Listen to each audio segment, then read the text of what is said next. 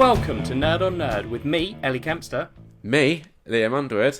Oh no, I normally say and me, but we've got a special guest, which is why I didn't do it that time. But most times when we have a special guest, I'm like, and me, just to tease the listener a little bit. But yeah, well, usually, Liam, you say and me, and then you introduce our guest, because it's a bit awkward to put the guest on the spot and just sort of go like... Yeah, no, I was going to, but then I realised that Start, Ellie, just introduce yourself again, and I'll do it right this time. No. Alright, welcome to Nerd on Nerd with Ellie Kempster and Liam Underwood, and in this episode, we have a very special guest. We have Ashleigh Burnell. Hi. I said that right. Welcome. Thank you. Hi, Ashleigh. Hi, thank you for having me. As you can see, we are just non-stop. Like, this is our 83rd episode? 84th? Oh my. You'd have thought we'd know what we were doing by now. Hey, working with technology and time zones and over Skype, it's not easy. I've learned from experience. Not. It is not easy. No. Oh, this is our 85th episode. Well done, Liam, for knowing how many episodes we've done. Yeah, you're sort of in the future for us at the moment. You've had your Sunday, and ours is just about to begin. Yes, my Sunday is almost over. We got 2.5 hours to go, and then I'm in Monday. Fantastic. And how was your Sunday? It was good. I was recording a episode this morning for my YouTube channel, so that's why I'm a little dolled up today. Excellent. Yes, we will discuss that in this part of the show. Oh, seamless. Yeah, very good, Liam. Catching it's up not seamless with Ellie if you pause and to point it Liam out. and Ashleigh. It is seamless. You misunderstand.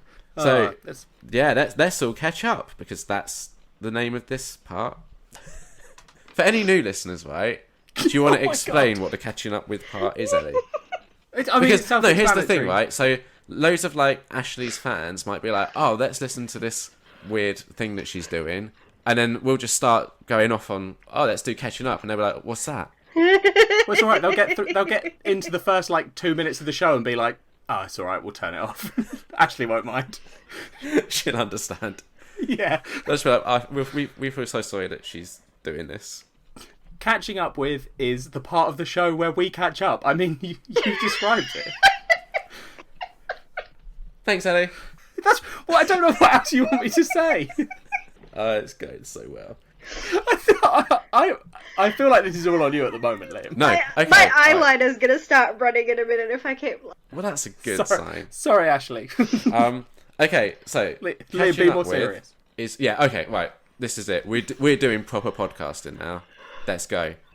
Catching up with is the part of the show where we catch up with each other. Yes. How do we do that? Real simple. We discuss what we've been doing since we last recorded. Now, obviously, we've never recorded with Ashleigh before, so we'll just have a more sort of general getting to know her discussion. But for me and Ellie, if you want to get to know us, there's 84 episodes for you to go and listen to. We've gone on a journey through this podcast, haven't we, Ellie? Since we started. Yeah, I feel like you've now taken describing this section a little bit to the other extreme, Liam. So let's just start catching up with. No, I'm just saying, if you're a new listener and you want to go on a journey too, they can go and listen to our backlog. Yes, people realise that, Liam. It's fine. Move on. My advertising of this will be: if you want to see me laugh or listen to me laugh for a very long period of time, check this out. Excellent. Okay. It's all downhill from here, Ashleigh. It's all downhill from here. Like I said, bring it on. The peak is the clap, and then it's just... Yeah, the clap is really our finest moment. Yeah. That's my favourite part of recording, to be honest. I feel bad for Ellie right now and all the editing she's got ahead of her. Oh, it's alright. By editing, I just mean I remove some of the longer silences and then leave in a lot of this rubbish. Yeah, it's good when we have the long silence, when someone will try and make a joke and it doesn't land, and then there's just a long, awkward silence. I would just include a cricket sound, make it a bit more interesting. I should do that. Yeah. I hope there are some in here, and I'll put some cricket sounds in. Excellent. So, You're Ashleigh, right, explain to our listeners who maybe aren't aware who you are. I feel like I'm writing a bio for a dating website. My name is Ashleigh. I'm 28. I like long walks on the beach. I actually don't. Perfect. I don't like being outside and I don't like walking.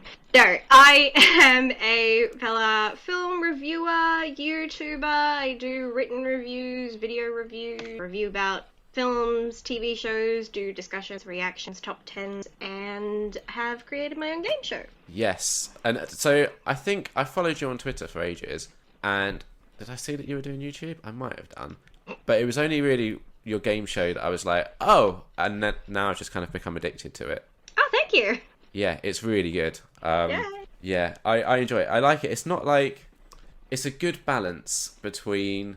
There'll be questions that I'm like... So for people that maybe aren't aware, the game show is you'll have like 2 guests on, and you kind of take turns giving them movie questions, and whoever gets the most right wins, essentially. Correct. That might be like a very overly simplified version, but... It's pretty standard stuff. There's a wheel as well. There is a wheel. The wheel's good. Yeah, the wheel. there are 3 rounds, 10 questions per round, and there is a wheel that's full of movie categories. And the wheel spins and determines what the category is and what questions you get for each round. Yeah, and I like it because there'll be times when like your guests don't get the question right, and I'm just sat here like, it's so obvious how they're not getting it. And then there's other times when they get it really fast, and I'm like, I didn't know that. So it's one of those things where you feel really smart and then really dumb in like the space of 2 minutes. It is fascinating seeing people who are like so expert on, like, for me, someone who isn't. I don't class myself as like a movie expert. No. I'm useless at movies. So well, like, you don't have I was a memory watching for people. it. I also don't. That's true. But people were just like, it's like the timer starts and then someone's immediately like, oh, it's D, and I'm like, sorry, how do you know that? Yeah. And that's the easy round when they have multiple choice. It's when like. That's true. And Yeah. I was, when it got to round 2, I was like, I was already doing badly in my own head when I was playing. Before you even started playing. playing. I've got like 2. And then it got to round 2 and I was like, sorry, you're not giving me answers. I'm out. It does get quite interesting for me when I am asking a question and I know that the majority of people know the answer and neither person is getting it right. I'm like, what's happening here? And then I reveal the answer and either they're like, oh, damn, I knew that. Or they're just like, oh, wasn't that right? And then I've got everybody in the comment section going, how did you not know the answer to that? And it's pretty good. Yes. So how do you come up with like that many questions? Because like, do you just have like 100 questions prepared?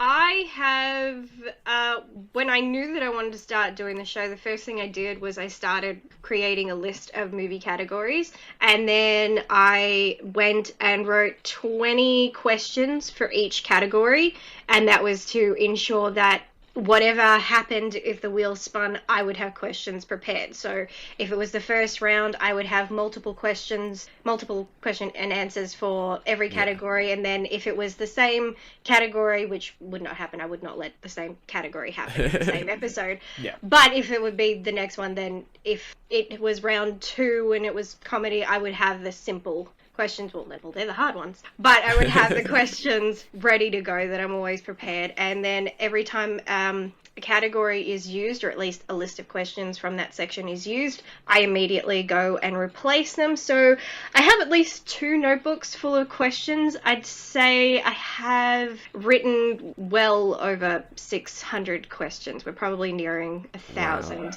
by this point because I was recording a particular episode and my technology fucked up so many times. Computer shut down, computer died, Skype failed, my sound failed, I made mistakes with tallying the scores, and every time I'm like, can we do it again? I'd have to give them a whole new set of categories and questions so that it's fair. And eventually I had to replace them all. I'm like, oh, good God, this is too many questions for a single day. Got a little hectic. How do you write the questions? Sometimes I will go and look up movie quizzes online, and if I like the questions they're supplying, I will put them in the necessary categories. Sometimes I'll come across a question and I don't like how it's phrased, so I will have to reinvent the question myself. Sometimes I come across a question and I look at the answers, I'm like, you're wrong. I know this. I'm like, well, you were stupid. So I would then go and I'm like, okay, I know this film, I like it, so then I will think about the film myself, and then I'll have to create my... Lately, I am creating more of my own questions, Yeah. but I do sometimes have to do a little research, because if it's me writing a question to a film I have not seen, then I have to go and make sure that I'm writing things correctly. Otherwise, it's just like, oh, yeah, it's like, well, I assume you're correct. I don't actually know. Yeah. So, I did make one slight error in my last episode, but that was more because I don't know if you ever do this, like you're thinking something and you're writing it down, but what you write down is like one thought and then the second sentence is a separate thought, and then it doesn't work. I had a question was like that, and I miswrote my question, and I didn't know that I miswrote my question until someone pointed it out when they watched the episode, and they're like, that's not actually what happens in the film. I said, I know, I fucked up, but nevertheless, the person gets a point, whatever. Yeah. There was one of your questions that it was the I think it was how many films is Jason from Friday the 13th in? I think it was like it's something like that. It was how many Friday the 13th films have there been? Okay, yeah. And then in my head I was like, oh, I know the answer to this. And then the answer came and I went, wait, that's not the answer. And then it proper took me a good 15 minutes to sit down and be like, oh, I've remembered the film that I've forgotten. It was just like that moment where I was like, no, I'm sure I know this. And then after hearing the answer and thinking about it, I was like, oh no, I didn't. I was being stupid. I sometimes think that there are going to be times I'm going to get something wrong. I'm bound to screw up. There's a lot of work that I have to do. And I just basically tell myself, I'm like, you know what? If the person was already ahead by a bunch of points, I don't think one added point is going to make that big a difference. So I'm like, whatever, everybody. Especially if, of course, neither of them got the question right. I'm like, no harm done. Big whoop. Yeah. I think my favourite question I've actually gone and told, I've used as a bit of trivia for other people. I told Kat after I watched it, was the again, I'm not going to remember the exact wording of the question, but it was something about what is the Disney movie that doesn't show the villain, the only Disney movie that doesn't show the villain. Yes. That's just a nice fun little bit of trivia. Ellie's got a look on her face as she's desperately trying to figure out the answer. Let's see if she can do it. What is one film where the one Disney villain never appears on screen? That's it. You'll kick yourself as soon as you hear the answer. Oh, is it going to be something like Bambi? Oh, it is Bambi. Yes. Go, Ellie. Ellie's got a point. I got one. In my head, I was like, is it Hercules? But I haven't seen Hercules, so... Oh, what? No, that's Hades. Hades is a villain. He's very much He is. I need to watch that movie. I've got a big old Disney box set that I need to start working through. My only issue about Hercules is that it's called Hercules. That's my only issue with the film. I haven't seen it, so I wouldn't know why that would be an issue. It's because Hercules is actually the Roman equivalent of the character. In Greek, his name is Heracles, but all the TV shows and film, which is actually his Roman name. So the fact that you're doing a Greek film with Greek gods and you use his Roman name, I'm like, oh, this triggers me so bad. That's completely fair. See, we're learning something. Well, at least I'm learning something on this episode. Education. Yeah. Hopefully our listeners are learning too. Yeah, there ends up being a lot of trivia revealed, and sometimes I edit that stuff out because it becomes quite a lengthy discussion and questions. But yeah, we do end up talking, and I reveal a little bit of trivia, or someone else will reveal a little bit of trivia. And so as we're going along, we're all learning a little bit more about films, and it becomes quite interesting. Yeah, that's good. We've had feedback about our show that it needs more games on it from Ellie's brother. Yeah, my brother is obsessed with games on podcasts and YouTube, I guess. Yeah. He wants to come on this show and guest, and he literally said, I was like, well, you'd have to come up with something that we can do for Culture Swap that we can all talk about, and he was like, no, I just want to do games. Which is why and I was like, think we should okay, get on our anniversary special this year. Just to do games. Yeah. Could do. Hey, I've still got a supply of questions here. If you need any, if you want me to give any, just let me know. Fantastic. We might have to take you up. The thing is, he's a music nerd and not a movie nerd. So I do feel like his games might alienate Liam somewhat, because Liam's not. Hey, unless it's Taylor Swift. I know some musics. So I take it, Liam, you wouldn't do well in the soundtrack round? Have you got an example question? I have my little book next to me. Prepared. Let me just... No, this is just where I happen to keep them. Let's This see. was our plan all along. Get Ashleigh on the show and then make her do work. Yes. Let's see. I've got soundtracks here. Yeah, I'm not going to do well. Okay, this is a fairly easy one. Or at least it is to some people. Okay, here you go. The song Hungry Eyes by Eric Carmen is famously heard in what film? Oh, I don't... No. I don't. Plummet. Yeah. And it's especially if it was this round. Wait, hang on. No. I don't even know that song. Which doesn't What help. are you desperately thinking about, Liam? Huh? Oh my god. You don't know the song. Yeah. How's it go? I'm not gonna... I don't sing in front of people, but the movie's Dirty Dancing. See, I've seen the film. Didn't know that was the answer. It's kind of hard Oh. when they repeatedly say the lyric Hungry Eyes in the song kind of over. I was just distracted by all the dancing. Funny because the song is happening while they're dancing, so Yeah. I think one would click. The music is not my forte. I enjoyed that's... the horror round in your last episode, although there was a couple of questions in that I struggled with. Yeah, Alright, same. my baby. Yes. I love it. I get a little sad when I get to give out the horror, and I'm like, I want to be answering the horror, but I can't because it's my game, so I am the host. But that's maybe something I'm thinking of doing in the future, where I have a champion go up against me. We'll see how I do it, of course. If I lose, I'll probably have to, because I won't be able to show my face ever again. So they'd have to write the questions for you. Otherwise, you've got a very strong advantage there. Yeah, I'm still working on that, but I'm thinking something along the lines of I write questions, they write questions, and we just go back and forth asking each other questions and see who comes out victorious. That would be cool. Are you going to split it into seasons at all? Or is it just let's just go and see what happens?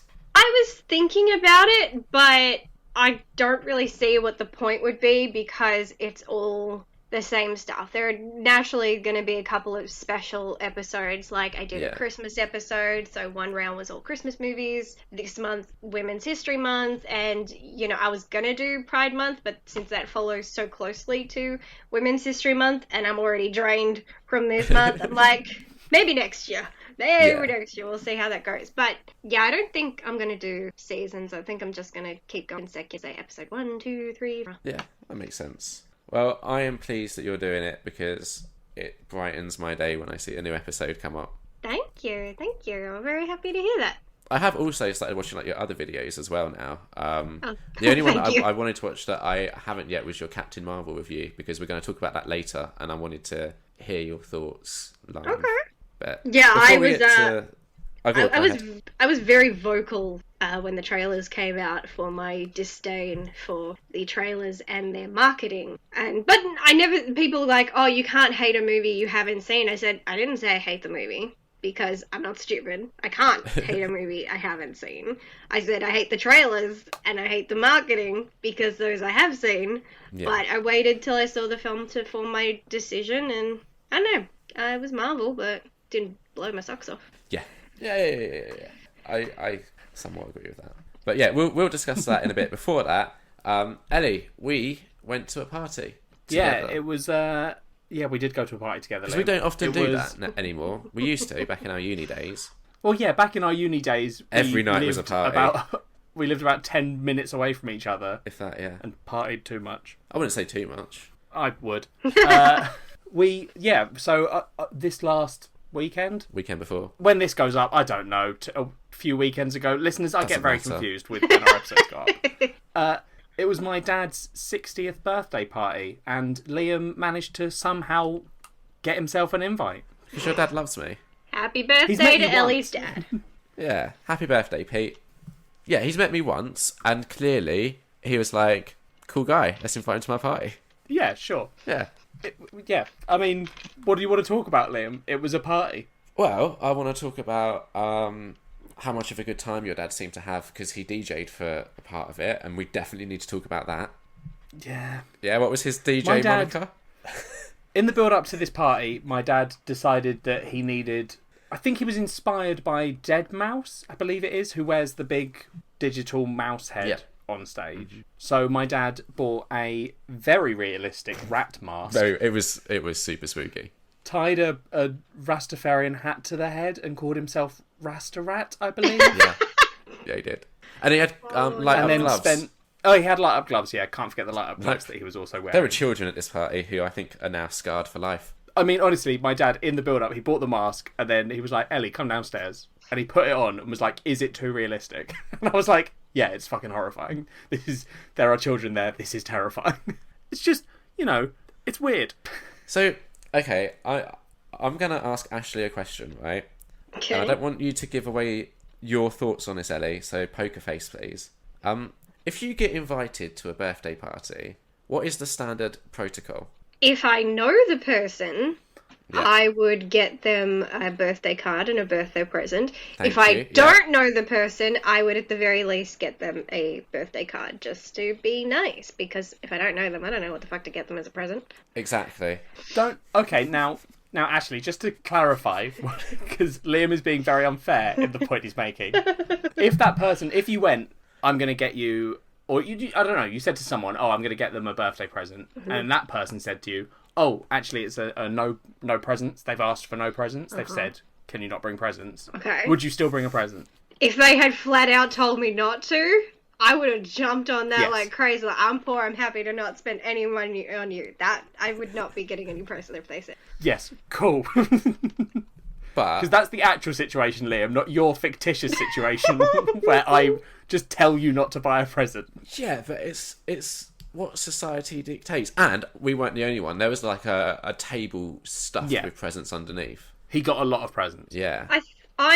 I'm someone in particular who I'm not a big fan of my birthday. My birthday tends to be incredibly shit, so I like to not deal with it. But if it looks like, people are actually shit about me, I'm happy to participate in my birthday. If not, fuck off. Don't bother with me. I won't be alone. So when I have people who start doing things after I've explicitly told them not to, and they think they're being nice, they're just actually pissing me the fuck off. So I could not, in turn, if someone flat out said to me, please do not do this. I have a friend, she has said to me, we've known each other for like 10 years, and she has said for me for the longest time I've known her, she doesn't like her birthday, she doesn't celebrate her birthday, so I'm not allowed to even wish her happy birthday. So every year, when it's coming around the corner, I'll send her a message going, am I allowed to talk about that thing I'm not allowed to talk about yet? What's the deal with that? And she goes, we're still not talking about it. I'm like, okay, cool. Just glad that I knew this. And then I don't do it. I don't wish her happy birthday. It was her request, and I'm cool to deal with that. So if that's someone's personal wishes, respect their wishes, because chances are you are going to piss them off. Did I piss your dad off? I don't think he was pissed off, but he was very drunk, so he probably didn't notice. Yeah, exactly. We got him an excellent card, but... I didn't see the card.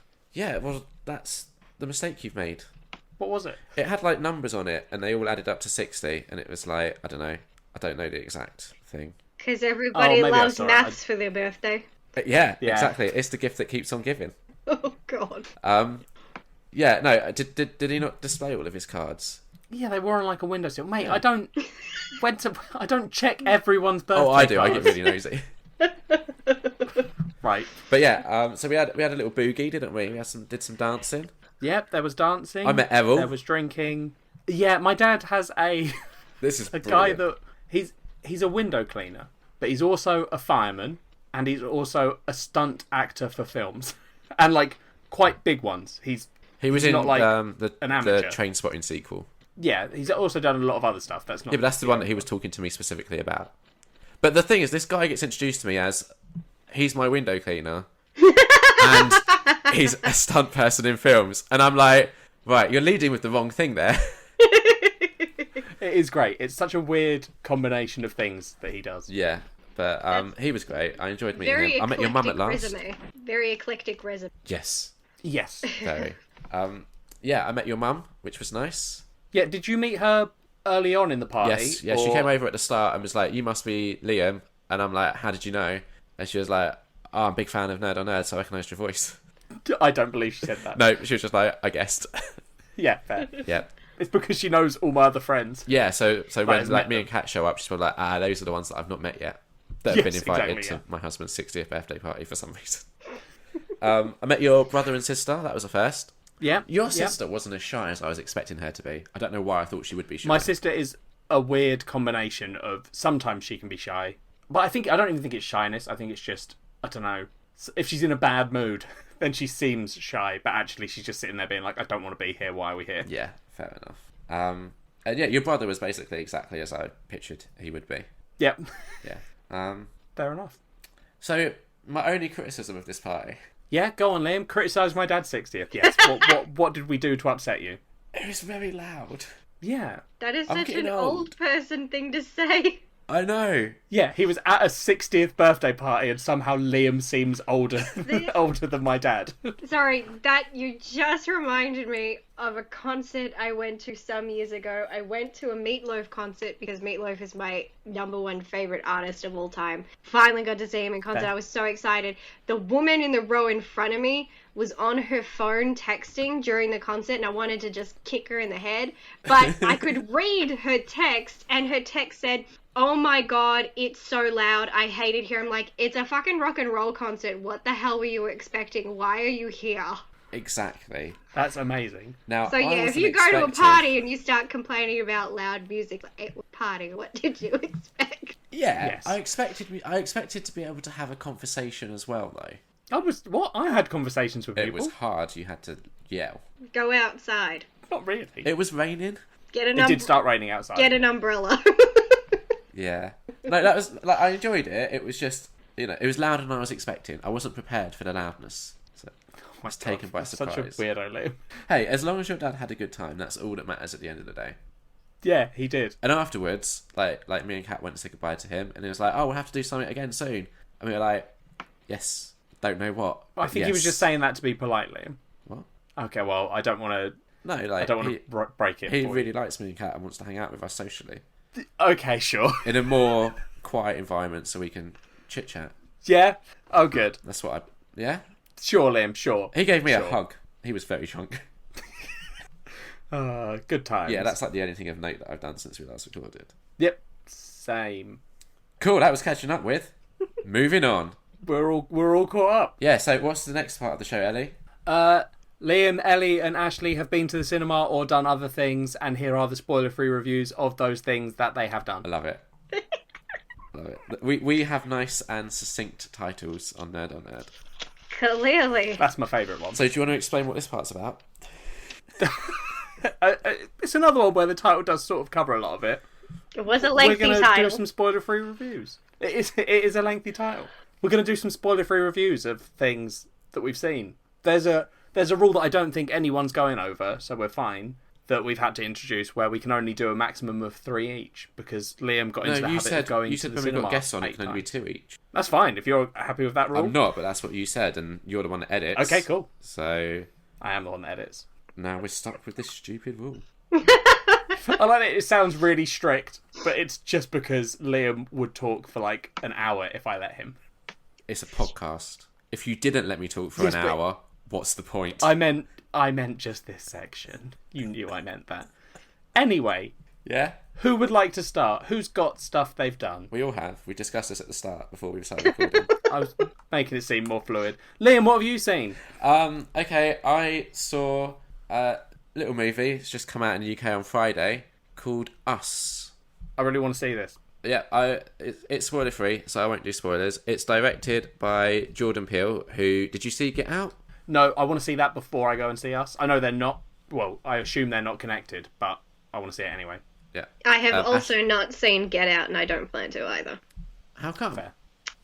Nothing about it has appealed to me. It does not remotely look like something that is to my interest. That is interesting. As a horror fan, that surprises me. Just because it's the sort of thing that there was so much buzz around it when it came out. Yeah, that's especially one reason why I don't want to watch it. The more people hype something up, the more people go around saying how amazing it is and all this shit, I get very put off because suddenly there's some kind of consensus about a film, and I rarely agree with it. It happens sometimes, but rarely do I agree with the consensus. I mean, for example, everybody absolutely loved and raved about Don't Breathe. I watched it and I fucking hated it, and I happily went on a rant about everything I hated about. One of the dumbest movies movies I've ever fucking seen. But I was just like, thanks a lot to everybody who said this was the scariest film they'd ever seen. And people were like, Get Out is the scariest film I've ever seen. I'm like, so it's not. Okay, got it. Yeah, I have a completely different scary standard, and I have very, very high standards for horror. And typically what is becoming conventional horror or popular horror these days is not really in my wheelhouse. Like, closest I will come to having a wheelhouse is The Conjuring, but I was already a James Wan fan before James Wan became a big name. Yeah. So that one I could get away with because I already liked his work. So seeing more of his work was good for me. But yeah. Yeah, I think we did a culture swap of The Conjuring, didn't we, for a Halloween special, and we enjoyed it. And I think I reviewed Don't Breathe in this part of the show on a previous episode and kind of came to your conclusion where I was like, there are some tense moments, but it also goes like way too silly at points. And there was one very specific scene. I was like, no, it's gone too silly. And I Turkey baster? Didn't need it. It's always the turkey baster. Just didn't need it. It was just dumb. But back to us. So yeah, directed by Jordan Peele. Okay, it has. I'm gonna butcher all the pronunciations. Happens. Yep. Lupita Nyong'o. Yeah, she's fantastic in it. So I think it's not spoiling it to say it's because this is revealed in the trailer. It's about a family, and then there's like an exact copy of that family that appears on their doorstep that look exactly like them, and then it sort of has this like home invasion element to it, and then it sort of goes into a slightly different direction. If I discuss that, that would be spoilers. It's no spoilers. Also got Winston Duke, who was in Black Panther with Lupita Nyong'o. Yes, he's really good, and it has Elizabeth Moss, who is in so many things. Watching this film, I was like, I need to see a Joker movie with her as the Joker because it would be so good. Oh, we want to. Oh god, what is that? Flash timeline. God, I can't remember what it's called. But basically, the timeline is screwed up, and it's where instead of Batman becoming Bruce Wayne becoming Batman, Bruce Wayne gets shot and killed, and his father becomes a vengeance-ridden Batman, and his mother becomes the Joker. Oh, that sounds interesting. Ooh. It's a completely different timeline. Everything is fucked. Aquaman's evil. Yeah. He cheats on Mera with Wonder Woman. Wonder Woman cuts Mera's head off. Shit goes down in this time zone. And I need to read this. Yes. Yeah, definitely. Yeah, it's pretty crazy. They've definitely... I can't remember. Flashpoint. That was it. Flash. And I've heard of it before. Yeah, but I've not. Yeah, I've actually seen the scene where Martha Wayne becomes the Joker, and it's pretty intense. And it's it's still in keeping with the Joker's story, where Joker always says it just takes one bad day. Yeah. And you just snap, and it's true. Like the mugger runs off, and I think Bruce Wayne's dad was just beating the living shit out of him, and there's Martha holding her dead son Bruce in her arms and just crying hysterically, and then her crying just turns into laughter, and she's got his blood on her face, and she's laughing, and it's like, oh shit, she's crazy. And she becomes the Joker, and he becomes Batman. It's like, oh, this world is nuts. Like, Flash, stop messing with shit. Everybody went cuckoo. Really good. Yeah, I think that's why a lot of people were saying that they wanted a Flash movie. Yeah, I definitely wanted, but I've seen the animated version, and it did pretty. So yeah, female Joker does work. So if you think she can do it, you want her for Flash. Definitely, 100%. So there were 2 kids in it as well, and I don't know what it is. Like in the last 10, 15 years, but like kid acting has just become so impressive. Like it used to be, like when I was growing up and a kid would appear on a film, I'm thinking very specifically of something like Hook, for example. I would hate it and want to claw my ears out. And now, like, I don't know, like, I was discussing this with Kat after we saw the film, and she was like, what was the first film where there was, like, a kid actor that was genuinely good? And I'm like, I don't know. But there had to have been a turning point, right? Where suddenly people are like, oh, yeah, he was good. I've got a suspicion, Liam, that actually there have always been good kid actors. Oh, yeah. You just forget about them because you love hating kids so much that you you remember all the ones where you were like, I just hated that kid, and all the ones where there was a good kid actor, you're like, they were fine. So don't name worry me about like a good kid actor from before like the 90s. Oh, so are you asking me to name you an actor, Liam? Yes. But no, I can't name any. Macaulay Culkin is the only child actor I know the name of, and he's not a child anymore. Well, obviously they tend to do that. I gotta kind of agree with Ellie on this one, because one of the horror films I watched last year from a marathon, a film from the 1950s called The Bad Seed, black and white film, good. Psychological thriller. It was absolutely fantastic, and it really is focusing on this young child, this young girl, who's a fucking psychopath. She switches on a dime, like she's very good at being prim and proper to people, but then when her parents aren't around, she's a fucking little psycho. And that was in the 50s, and she was really good, and I was just like, yeah, I want to smack the shit out of this kid. The acting is so good. I'm believing she's a psycho. I don't want her near me. So, yeah, I'd say good kid actors have been around quite a while. I think they'd stop hiring them if they were still shit. Yeah, I just feel like now they're killing it. So you've got Shahadi Wright Joseph and Evan Alex, who just give incredible performances. The only thing with us is I like it. The twist at the end is a bit obvious, but the problem is there's an internal logic to the film that I don't think has been sufficiently explained, and it's not the sort of thing that is like, oh, we're just leaving it up to audience interpretation. I hate. Yeah, there is something in it that I'm like, wait, this doesn't. If you think about it, it doesn't make sense. And I've been looking online, I've been reading things like, oh, Us Explained and all this sort of stuff to see if anyone has like actually explained if I'm missing something. Pardon? Actually explained it, yeah. Yeah, exactly. And there's definitely themes that I missed in the film, because I'm very bad at watching films with that like academic head on, like, oh, what is the director really trying to say? I just let it wash over me, and then I'll look up later what the director was trying to say and be like, oh, yeah, smart, well done. But yeah, there was just one element to this that, if it was explained well, could be like really creepy, but because it isn't explained well, it just annoyed me. Maybe it's in a deleted scene or two. Yeah, potentially. So I still enjoyed it. There was still enough like tense moments and stuff like that I enjoyed. For me, Get Out is still better, but this was a 3.5 out of 5 film for me. Okay, fair enough. Does someone else want to go next, or do you want me to do my next one? Go on, Ellie. I'll let you have the decision here. Why am I making the decision? Because you're the sane one, apparently. Oh god, that's terrifying. That is. Shall I do Fleabag? Because then if we do Captain Marvel last, we can all talk about it. Okay, I've watched a TV series called Fleabag, which is on BBC and I believe Amazon, which is a weird combination, but that's what I've been seeing people saying. Okay. It's so hard to describe it because it's so different to anything else I've seen, where you as the viewer are a literal character in the TV show, because so she breaks the main character, Fleabag, breaks the fourth wall constantly by glancing at the camera and pulling faces at you and telling you things that other characters can't hear.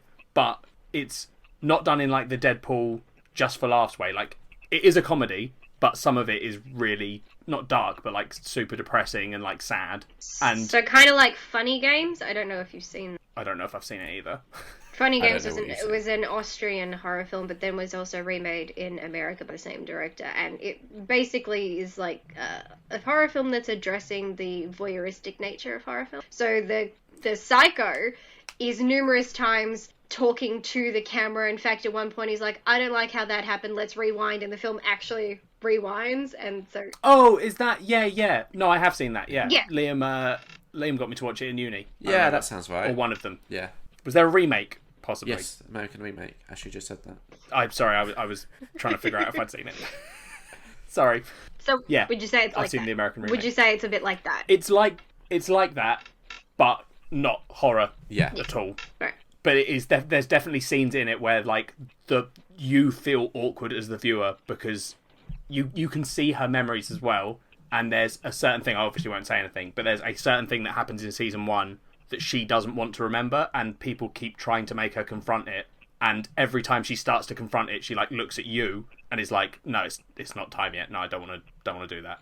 And like, so you're sitting there as a viewer, like, "Oh, I see. I'm like properly intruding on this person." and it's this weird, but like a lot of the time she's just friendly with you. Like one of the best scenes, which is like it's on you, or not one of the best scenes, but they've got it on YouTube as a clip. But she's talking to a psychologist, and the psychologist is like, "Do you have any friends?" And she's like, "Yeah, I've got like loads of friends." And the psychologist is like, "Right, do you actually though?" And she's like, "Yeah, I've got loads." And then you as a viewer know that she actually doesn't have any friends, but she keeps looking at the camera, being like, "No, I've got friends. They're always there." And you're like, "Oh, I'm like a shit made up friend she has," and it's weird, but it's hilarious and also sad and really good. And season 2 is airing now. Okay.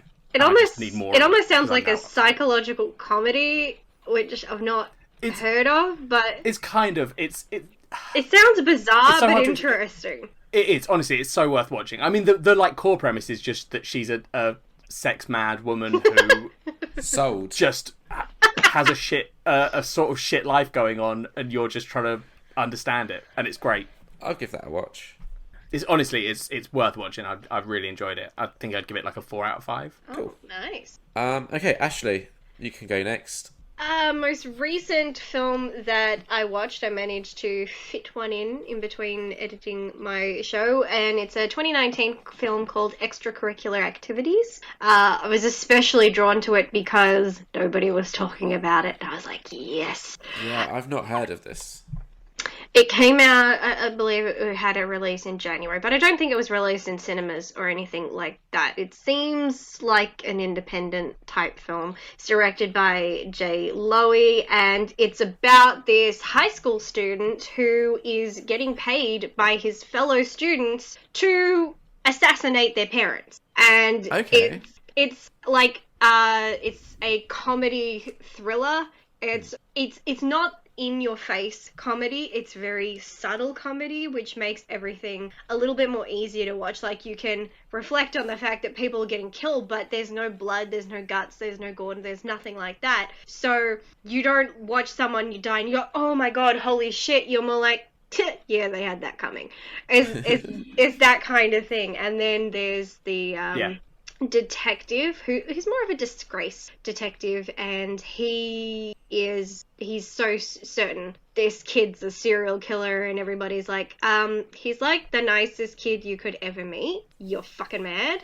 And he's like, no, but I know it's him. And the kid's totally screwing with him, and he's just like, I'm sorry, I don't know what to tell you, but that's really unfortunate that you think I'm a killer. I'm so sorry. And it's this cat and mouse thing, and then it doesn't have just one plot twist, it has 2 at the end, which it's a bit unusual for a film to have more than one, but it just makes all the events up till then even more interesting, because I've in my review I called the kid, I've declared him Reverse Columbo because of his methods, because I used to watch Columbo, and one of the brilliant things about him is that at the start of every episode he instantly knew right off the bat who was the killer, and then it just was the entire episode was him trying to figure out how they committed the crime and then to prove how they committed the crime so that then he can arrest them. Whereas this kid, all these kids hire him, and upon hiring him they also have to provide proof that their parents are complete shit parents, like scum of the earth, because if they're decent parents he's not gonna touch them. He's like, no, sorry, they have to be deadbeats, that's the rule. And he gives them an envelope with a piece of paper and instructs them not to open it until the deed is done, and the piece of paper basically has time, date, and method of how the person will die. And so when they open it, they're like, how did you do that? That is so crazy. He's like, I can tell, but he does it. It happens at the end, and it's just, I'm just like, dude, how do you keep doing this? This is actually really cool, because he never kills the same person the same way twice. It's all very catered to the specific victim, and it's an interesting film where you're rooting for the serial killer to get away with it, because he's killing off shitty people, and you're like, no love lost, everybody's better off without them anyway. So it's just like, I love this kid, he's so good. And funny enough, the kid, the guy who plays our serial killer actually appears in Captain Marvel. Oh. I believe he's in the flashback sequences, and I think he plays Carol Danvers' brother in her flashbacks. Okay. Oh, okay. So I was just, and he also here on Supernatural. He also in flashbacks. I think he was. Oh, okay. Yeah. So either way, I was just like, I know I've seen, but either way, I found the film absolutely fantastic, riveting. I wasn't sure what I was going to get out of it, and I ended up giving it 5 out of 5. Like, if at the end of the year, it's definitely going on my top 10 for 2019. I need to find that film. Yeah. So good. I've never even heard of it before as well, which is, it's always annoying when there's a film that like is that good that just isn't being spoken about. I also have different tastes to other people, so chances are what I think is amazing, someone else is going to watch and go, that was utter shit. But then again, I'll watch something they like, I'm like, well, that was... So yeah. I just like that it stands out as being different. It's not doing the same thing that all these other films are doing. It has a certain unique charm. And I find that so appealing, because if you're going to watch like an independent film and it's just trying to copy all the same shit the big blockbusters are doing, I'm bored. But if you've got a certain quirk to you and I'm just like, oh, okay, I see you, then I'm much more impressed. Fair enough. That sounds good.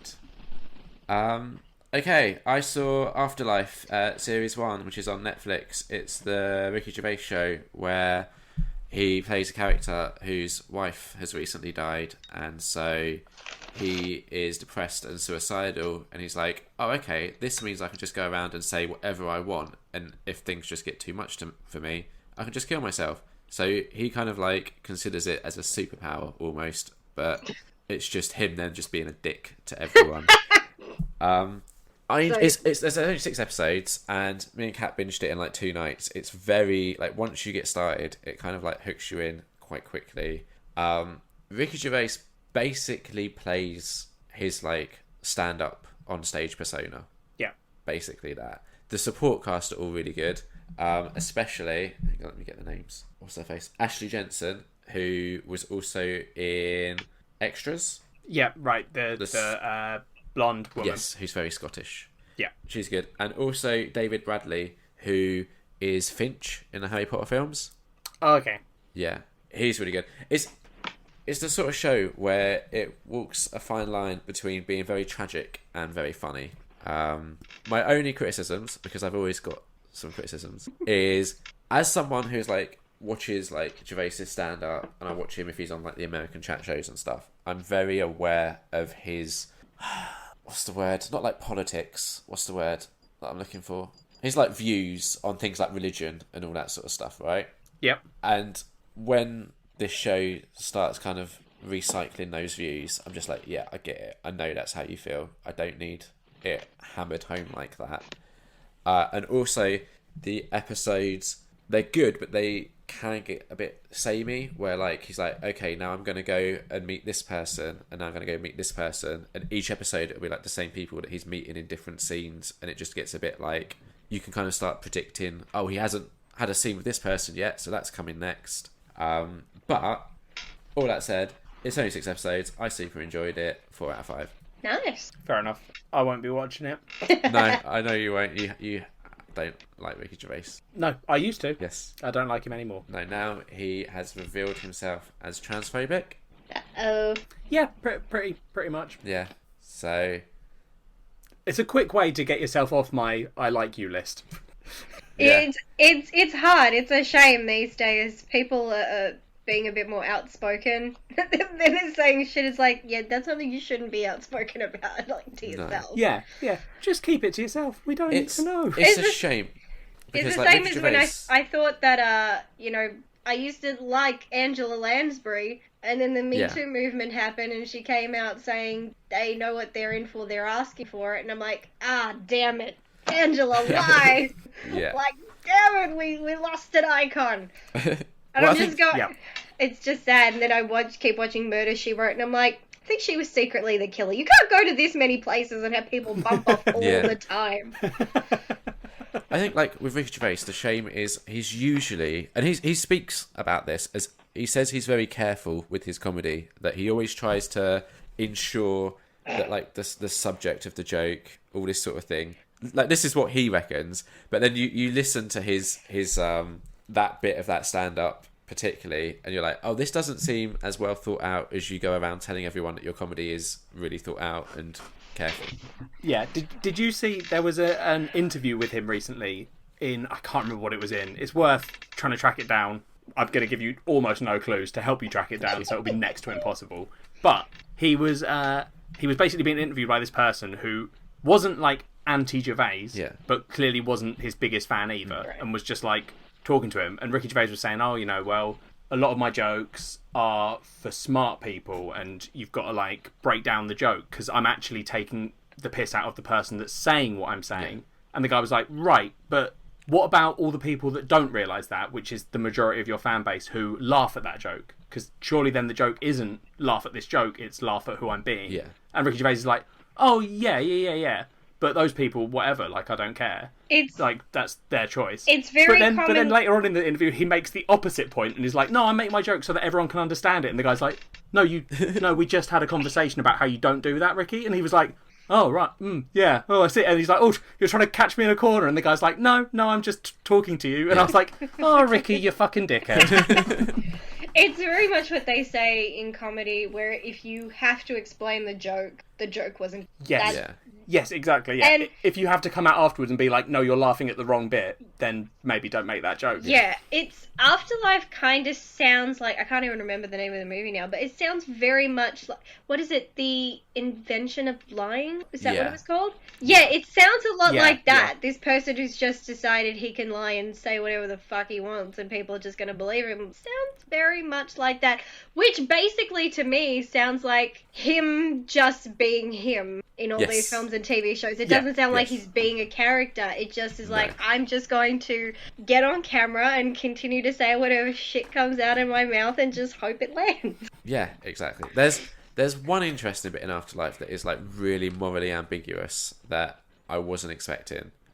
Is it when he's at the playground and he calls the ginger kid some bad names? Oh, okay. No. Is that just morally bad? No, that's just funny. That was my dad who loves Ricky Gervais. Was like, I walked down yesterday and he paused it and he was like, you're not going to want to watch it. And I was like, I don't care if you play it while I'm around, it's fine. Yeah. But he was like, I like it, but some of the scenes I am just like, oh, okay, well, that's not funny, that's just you being a dick. Yeah. And like Ricky Gervais didn't used to just be a dick, he used to be funny, like you said, like the old stuff where it was kind of more thought out, it felt like. I don't know. Well, this is why... So my dad was like, that scene specifically, my dad was like, that's just him being mean to a kid. Like, that's not funny. It's just being a douchebag. Yeah, it's because he always says that he can justify all of his jokes, which is why I would love to hear him, like, I would love to hear you and him sit down and discuss, like, especially that routine, just because I would love to hear him trying to justify it. But that's the whole... that's the whole issue. If a joke is good, you don't have to justify it. If you have to justify everything you're saying, you probably said some shit you shouldn't. Exactly. You know, like Jimmy Carr is known for offensive jokes. That's his entire shtick. And I used to watch his stuff, and you're watching and you're like, I shouldn't be laughing at this, but goddamn it, it's actually quite funny. But then there was one point where I watched one of his stand-up shows and I didn't laugh at all, and I'm like, I feel like he went a bit too far. It didn't feel like... It just kind of almost felt like we're just stating facts and hoping people laugh. I'm like, no. I'm like, you've gone a bit too far. Now it's time to start backtracking a little bit. Yeah. But, yeah, it's just the basic principle of comedy. If you have to explain it or justify it, you failed. Yeah. Yep. Yeah. But yeah, have I rated the show yet? Did I rate it? No. I don't think you did. I gave it 4 out of 5 because it was just like so bingeable and I enjoyed it despite some of the questionable parts. Captain Marvel, are we going to talk? No, right, there's a show that I forgot to mention to you that I think you should review. Isn't that breaking the 2 rule? Yeah, but now it's Ellie breaking it, so I'm going to put her in a. Wait, what show is it? Queer Eye season 3. How are you not discussing that? Shit. And now Ellie's got to break her rule. So good. I'm gonna have to. Well, that's fine. We won't talk about. We'll have to just not talk about Captain Marvel because I want to talk about Queer Eye season 3. You're gonna have to break It's amazing. I saw Queer Eye season 3. I just love Queer Eye. It's like my favourite TV show ever. I cry non-stop for the entire... I binged it. I literally got home on Friday when it came out, sat down, and didn't go to bed until I'd finished season 3. And by the end of it, I was a mess. I recently watched it too. I pretty much cried start to finish at every episode. I think maybe one or two I didn't cry. I didn't cry about the kid who turned 21. That wasn't sad. I'm just like, yeah, you just need to get out of your room. That's but everybody that else wasn't sad. But then everyone else, I was just like, I can't. It was exactly. intense. There's just so many moments in those shows where like you'll be watching someone and be like, oh, this isn't like sad, it's just nice, and then they'll have like a moment where, like, because I think I even cried at the kid that turned 21 just because at the end he was like, I just want you guys to know that like having you here for these 5 days has meant so much for me, and then he starts tearing up, and then I'm sitting there like, that's just so beautiful. Yeah. Honestly, I was just a mess. I love it. I'm still working my way through season 2. The only thing that I was annoyed about in season 3 is, I think, because everyone has bullied Anthony about the fact that he only ever teaches people how to make avocados, I didn't see any avocados in season 3. And I was disappointed. I want Anthony to just own it. I want him to just be like, I teach people how to make a good avocado. Done. It's funny. My brother was watching it and he got through 2 episodes and he texted me. He's like, I haven't crying. So I was just like, I've got nothing to do. I guess I'll watch some Queer Eye. I'm just like, I'm like, I'm not going to be able to see through my eyes in the morning. This is horrible. And then when he came over a few days later, we talked about Queer Eye, and we were talking about Anton and the kid who turned 21, and he's just like, what was with the fucking Brussels sprouts? And I just went, that's like the only thing we actually ended up talking about. It was him making Brussels sprouts. And I just went, I completely agree with you. I said, I don't understand. If someone says to you they don't like a particular type of food, why can't you just accept they don't like a particular type of food? Why do you have to make them like it? If a kid doesn't want to eat Brussels sprouts, don't make him eat Brussels sprouts. That's simple. It is amazing how there's like, I love all 5 of them. They're all such amazing people. They're so happy and just seem like such positive people. But I do love that there is this huge like disparity between the fact that all of them seem to get a similar amount of like airtime in each episode, which makes sense. They're the Fab Five. Right. But I do love when people point out that like you've got Tan's doing fashion, Jonathan's doing hair and sorting out their hair, Bobby is remaking an entire house. and it's amazing that Bobby gets just as much time as everyone else, but also he is, rebuilding their house and doing so much work. Yeah. And everyone else is just like, you need to learn to love yourself. It's so beautiful. I think like the one I just watched, episode in season 2, it was Karamo, who just took a guy, like a dad, to took his kids dancing with like other dads. It's like some like dancing class thing. Yeah. He's like, that's my work here done. And then Bobby's there. He's like, so I've redecorated your living room, your bedroom, your bathroom. And Cameron's just like, yeah, I took your kids dancing. It's so good. It's funny. I feel like he's almost more of like the therapist of the group, because he really does sit down and try to get to like the heart of what's going on inside you. But it was funny, out of all of that, my only criticism of the entire show was Tan saying his spirit animal was a Black Panther, and I went on a rant on Twitter. Ellie doesn't follow me, so she wouldn't have seen the rant. Called out. You wouldn't have seen the rant that I went on, but I was just going, oh my god, that triggers me when people bring up Black Panthers, because I'm like, Black Panthers don't exist. They're not real. Yeah. So just like, your spirit animal can't be a Black Panther, because it's not real. I'm like, I am blaming Mr. Kipling for this in the fucking Jungle Book. Of course, it was written during a time where people were mistaking them for a separate species, but they're not. They're leopards and jaguars and all that crap. They just got too much melanin. But I was just like, he's like, yeah, I'm a Black Panther. I'm like, no, you're not. I saw that one. Maybe he did. Maybe he actually meant the character Black Panther from the Marvel movie. Oh, great. And then that's going to be a race debate. It's like, you can't... Yeah, that's true. Maybe that's... That's going to be going on the border of that crazy woman who was making headlines a few years ago because she said, I am black, and turns out she was not black, but she still to this day identifies as black. Was like, oh, no. Problematic. Slightly. Maybe I shouldn't accuse Tan of being problematic, because I also love him. Yeah. I want Queer Eye to come to the UK, and then I'm going to volunteer Ellie for it, and we'll get you sorted out. That's all I want. Yeah, I know. Who do you think would be most beneficial to you? How can you rate them? No, well, it's not rating them. It's like which one of them do you think would help you the most? Because I feel like at the moment Bobby probably is low Caramo, because he seems to fix everyone. Okay, I think Tan could do a lot with you. Thanks. And Anthony, to be fair. The real annoying thing about if they did work with me would be when you came round and they were like, "Oh, okay, so this is your friend Liam," and then sort of halfway through that episode, the whole episode just shifts to them trying to fix you because they're like, "I'm sorry, Ellie, we need to fix Liam." Yeah, it could be. Yeah, we're here for the wrong person. Yeah. I don't know if they start doing it more in season 3, but for the first time, it's like the second or third episode of season 2, they took someone back to the loft, which I've never seen them do before. It happens, I think, once in season 3. Okay. I don't know if that was like a thing they started doing now. Twice. I think it's just if someone's in the same city. I think it happened twice in season 3.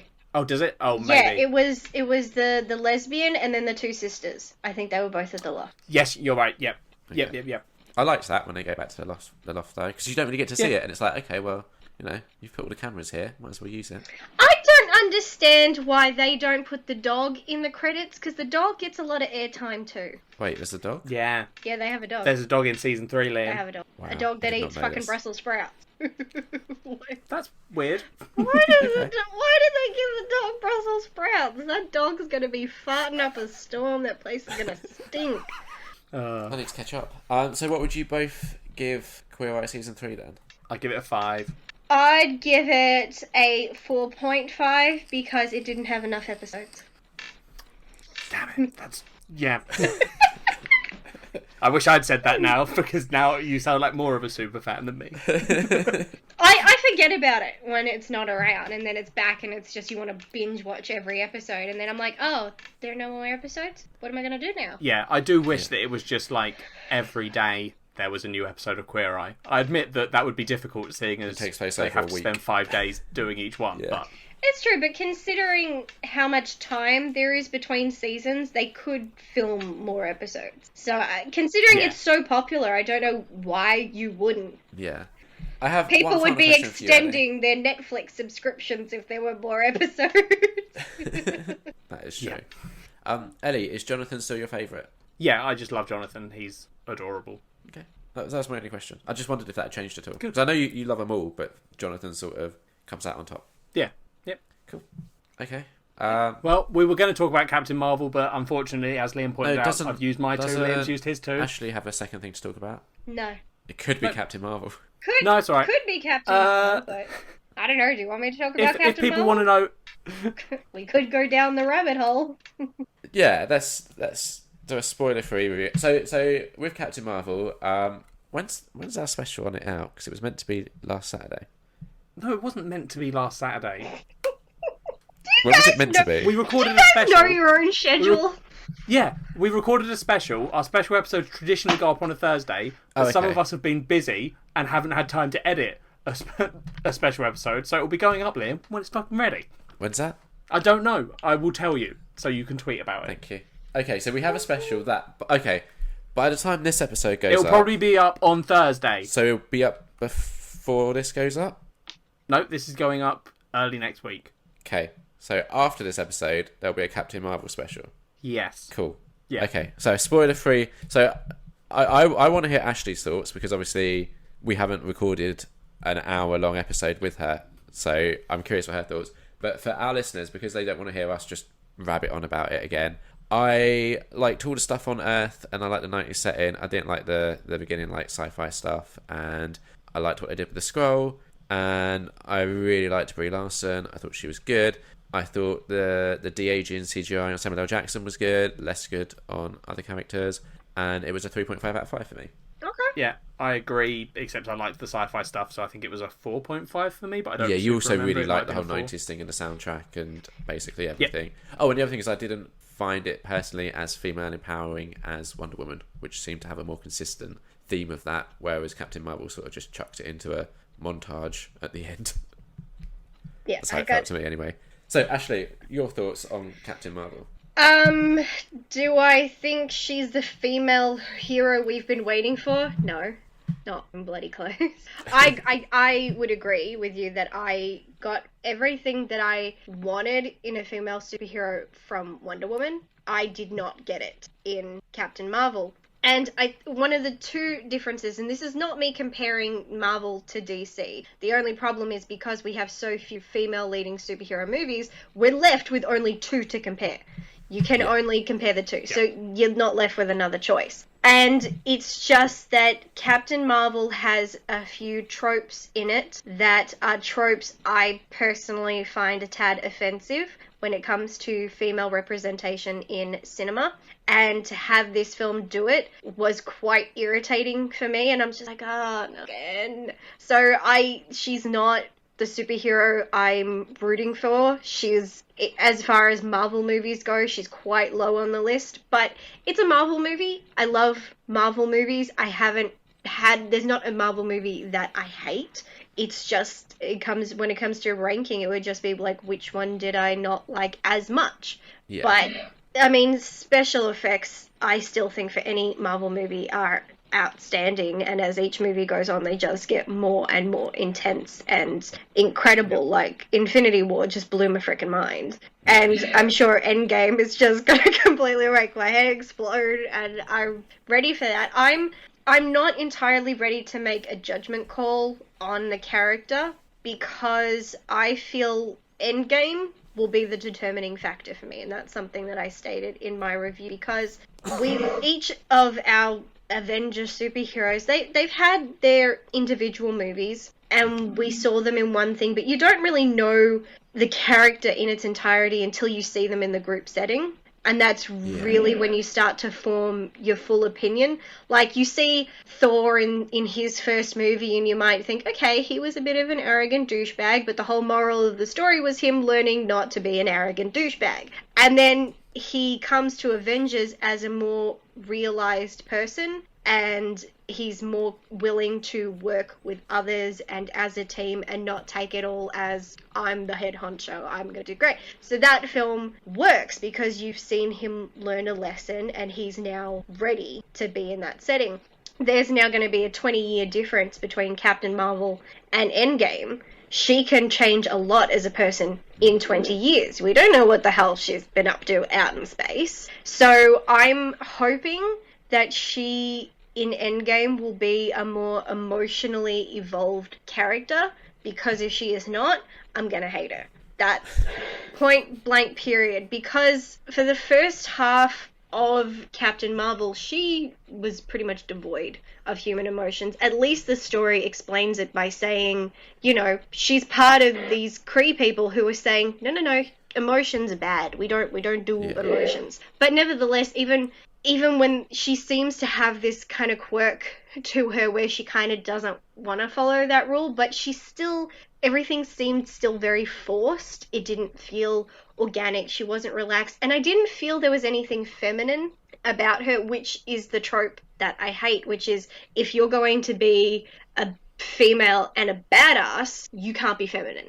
If you have feminine traits, they're a no-no because they're deemed a weakness. And I think that there are a lot of feminine traits that are actually strengths. Like, a female superhero cannot be maternal, because being maternal is a strength. And I always argue, have you heard of the expression, a mother lifting a car off her child? Or the mother lion protecting her cubs? There's power in maternal instinct, and these films like to say that that's not really a thing. So when I see, I'm not saying all female characters have to be feminine, it's the fact that they're almost never feminine. I'm just like, just give me one. Yeah. So when Wonder Woman came out, and she's strong, she's powerful, but she's also soft and gentle and sensitive and very caring, and has this real urge to care about how other people feel, not just, war and fighting and all this stuff. She was well balanced. And so therefore for me, she was easy to root for, because she has the qualities that I care about and that I can see in myself.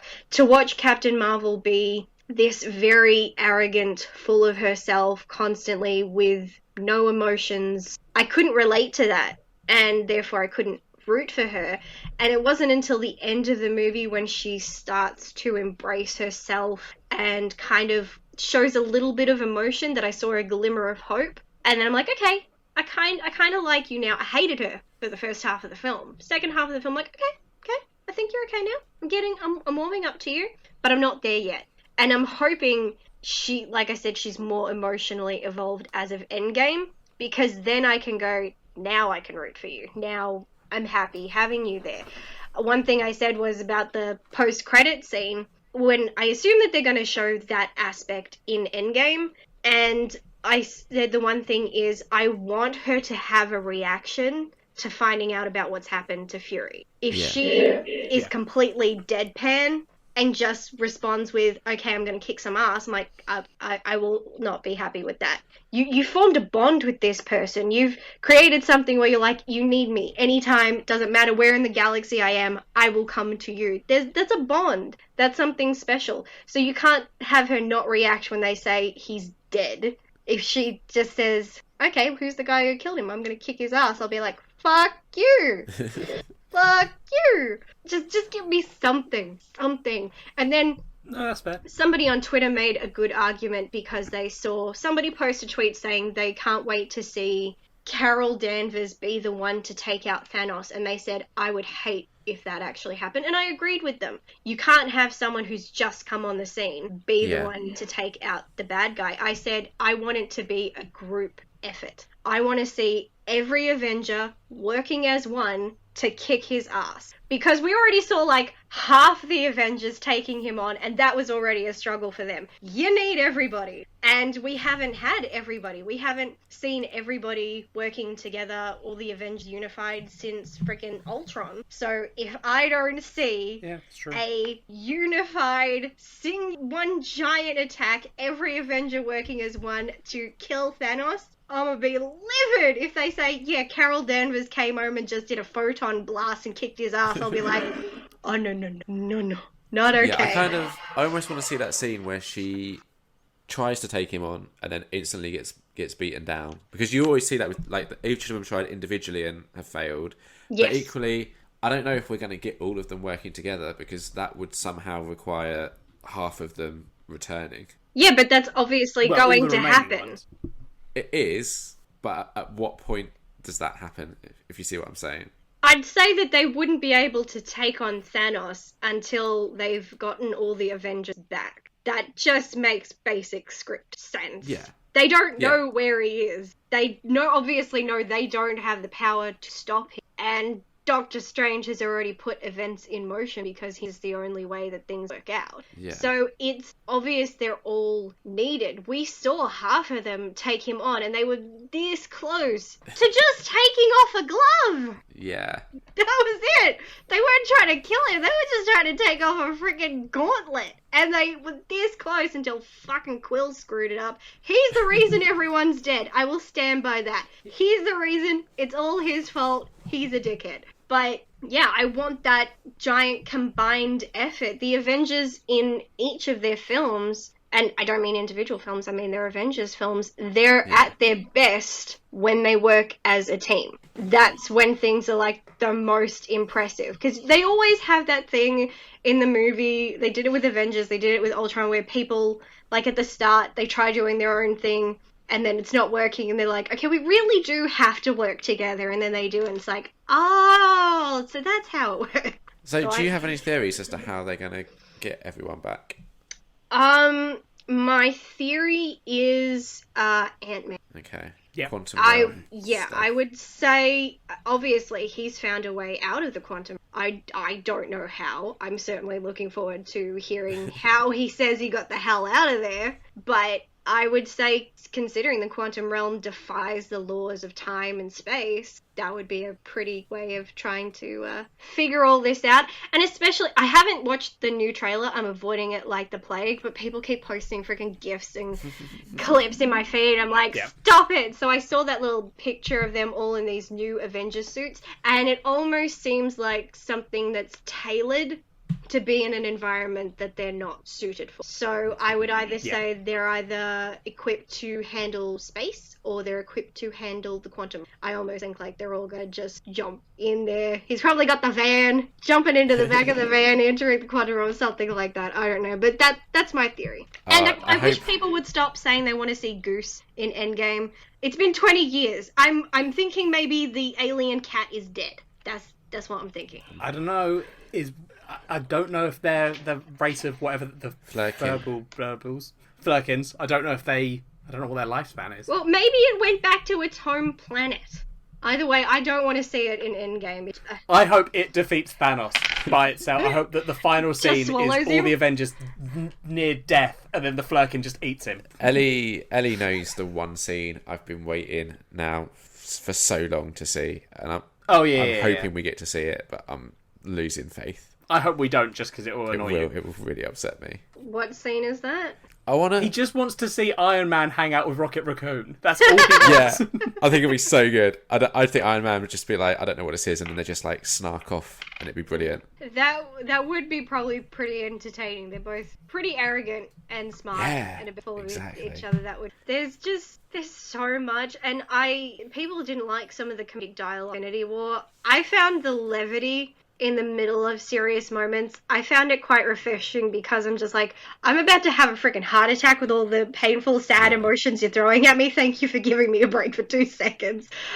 Just that moment where they're in Wakanda and they're all fighting, and, you know, Thor's just like, I see you've copied my beard. He's just like, this is my friend Tree. He's like, I am Groot. He says, I am Steve Rogers. Just like, I needed that moment. That was great. Exactly. Yeah. I'm looking forward to hopefully seeing more of that, although I don't know. We discussed it a bit on the Captain Marvel thing, I think. I just think Endgame has such a difficult job of like following such an amazing movie. I think it's easier to end movies with a down ending than it is to end them with, and now everything's happy. So yeah, I'm nervous but optimistic. Who do we think's gonna die permanently? All of them. Everyone. How good a twist would that be if Thanos at the end just goes, no, they couldn't beat me. Snap, all the Avengers are dead. Sorted. I potentially think Tony Stark and Captain America. You think both of them? Potentially, yeah. I think 100% Captain America dies, and I don't know whether Tony will die. I know that I did see a thing saying that Robert Downey Marvel movies, and I know that... I think they might just retire the character, though. And I know that Chris Evans' contract was up, but... Then he did kind of take to his Twitter to say that, no, I said that I finished filming the movie. He said, I didn't say I was finished with the series in general. So I guess that just means, but then again, you know, in these movies, someone can die and they can come back in a flashback, or they can come back because somebody's disguised themselves as somebody else. The possibilities are endless. Yes, exactly.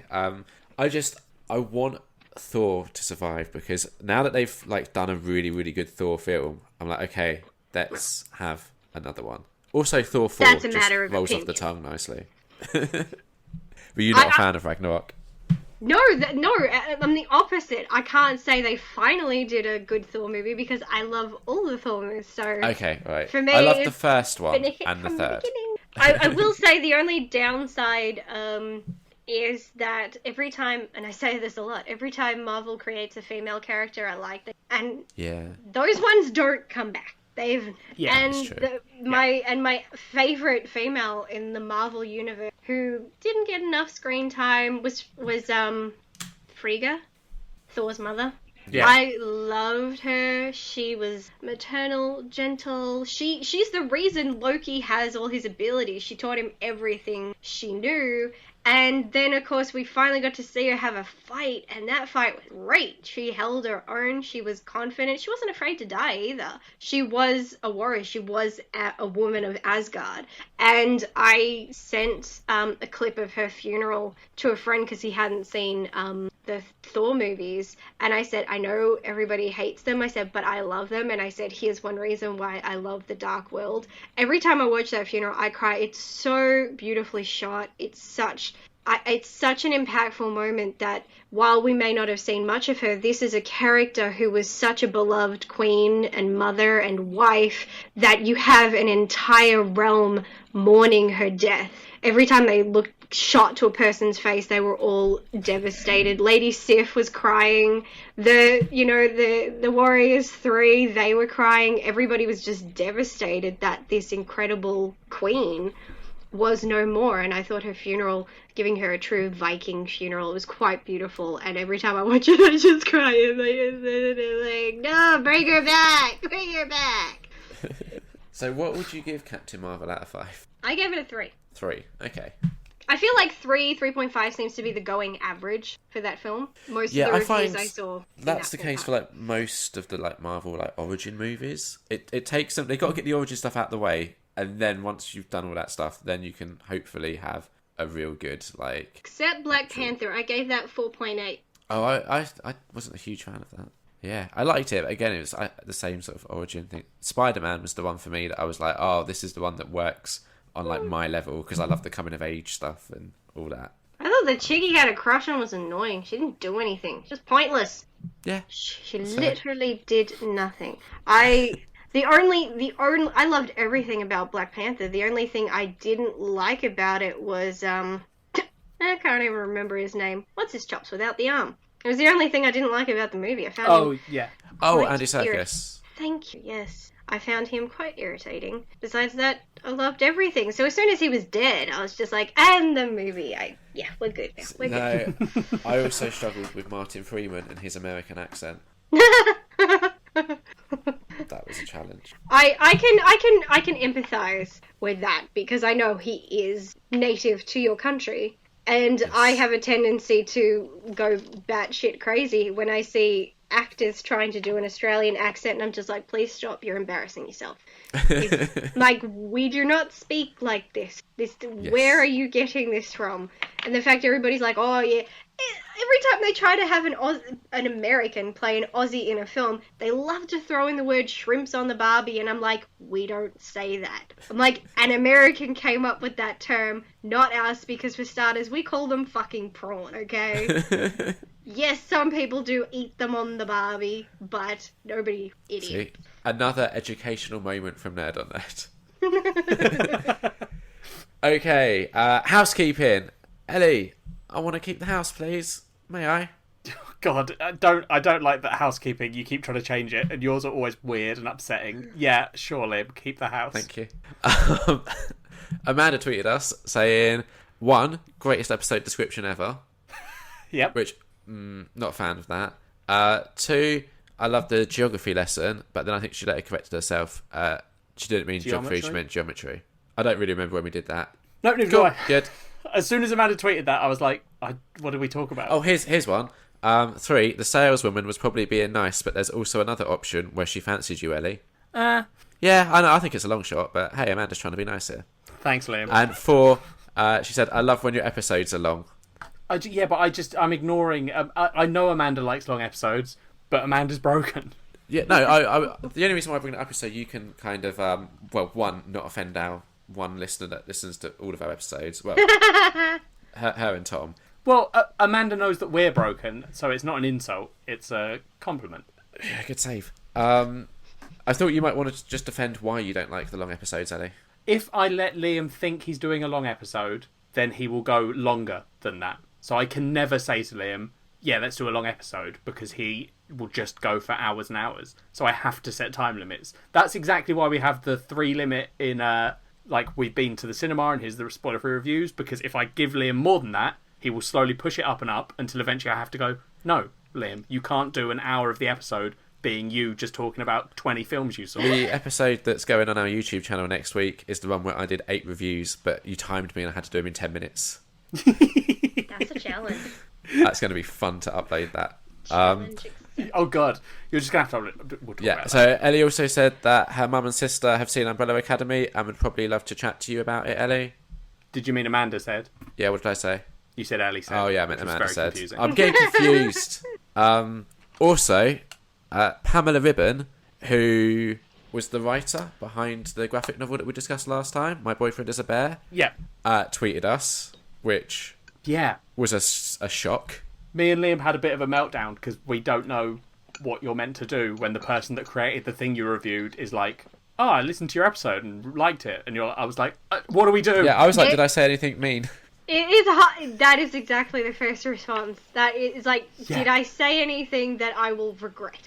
Yes. And it's also very bad if you did happen to like trash their work and then they respond to it and you're like, oops. I've had that happen a few times. Luckily, with some of the things I've had people respond to, it was me doing a good review. So I'm like, I just respond with, I loved your work. It was great so much, responding to this. And then that's what you're meant to say. And then sometimes if it's me trashing something, I've only had one good response. I trashed the shit out of his movie, and he just went, what are you going to do? And he says, thank you for watching it and reviewing it anyway. I'm like, you are a top bloke. You are awesome. Like, good on you. And I said, thank you so much. And I said, I admire you.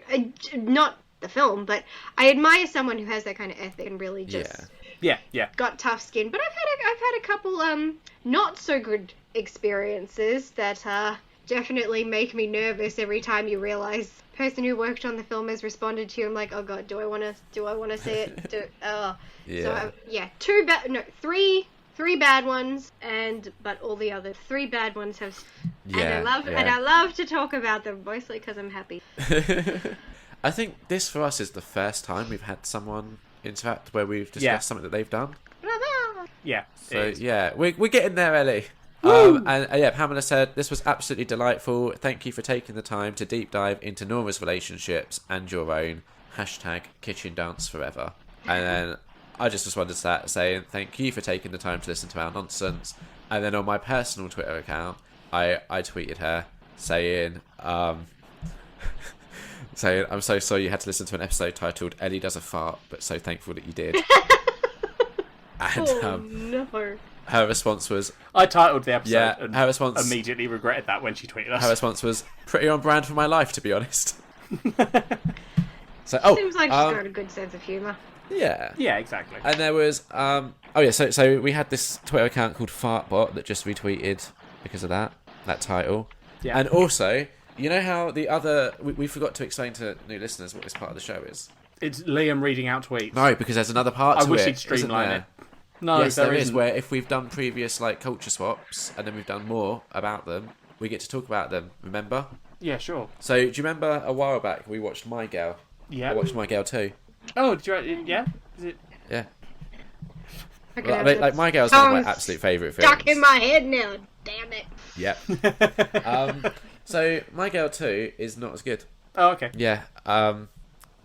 It's also not as depressing, which is not necessarily a bad thing. I mean, yeah, that is true. There are still emotional moments to it. So it's about dead. What's her name? I want to say Velda, but that seems Vader. That's her name. Okay, so Vader it's about I thought you were asking about the actress's name, not the character's name. Oh yeah, I was struggling with the character's name. So Vader wants to do a school... You don't need to review the film, though, Liam, is the I'm just thing. giving you the plot synopsis, Ellie, so you can be No, what you're trying to do is sneak in another film I review. wouldn't dream of it. Vader... Yes, you are. Just tell me what you thought about My Girl 2. I'm trying to. The fact... I can tell you're reviewing because you've done this. You've put your arms behind your head and leant back in let me just recount My Girl 2. No, right, let me just explain to you what it's generally about, and then there we go. So, Vader is just...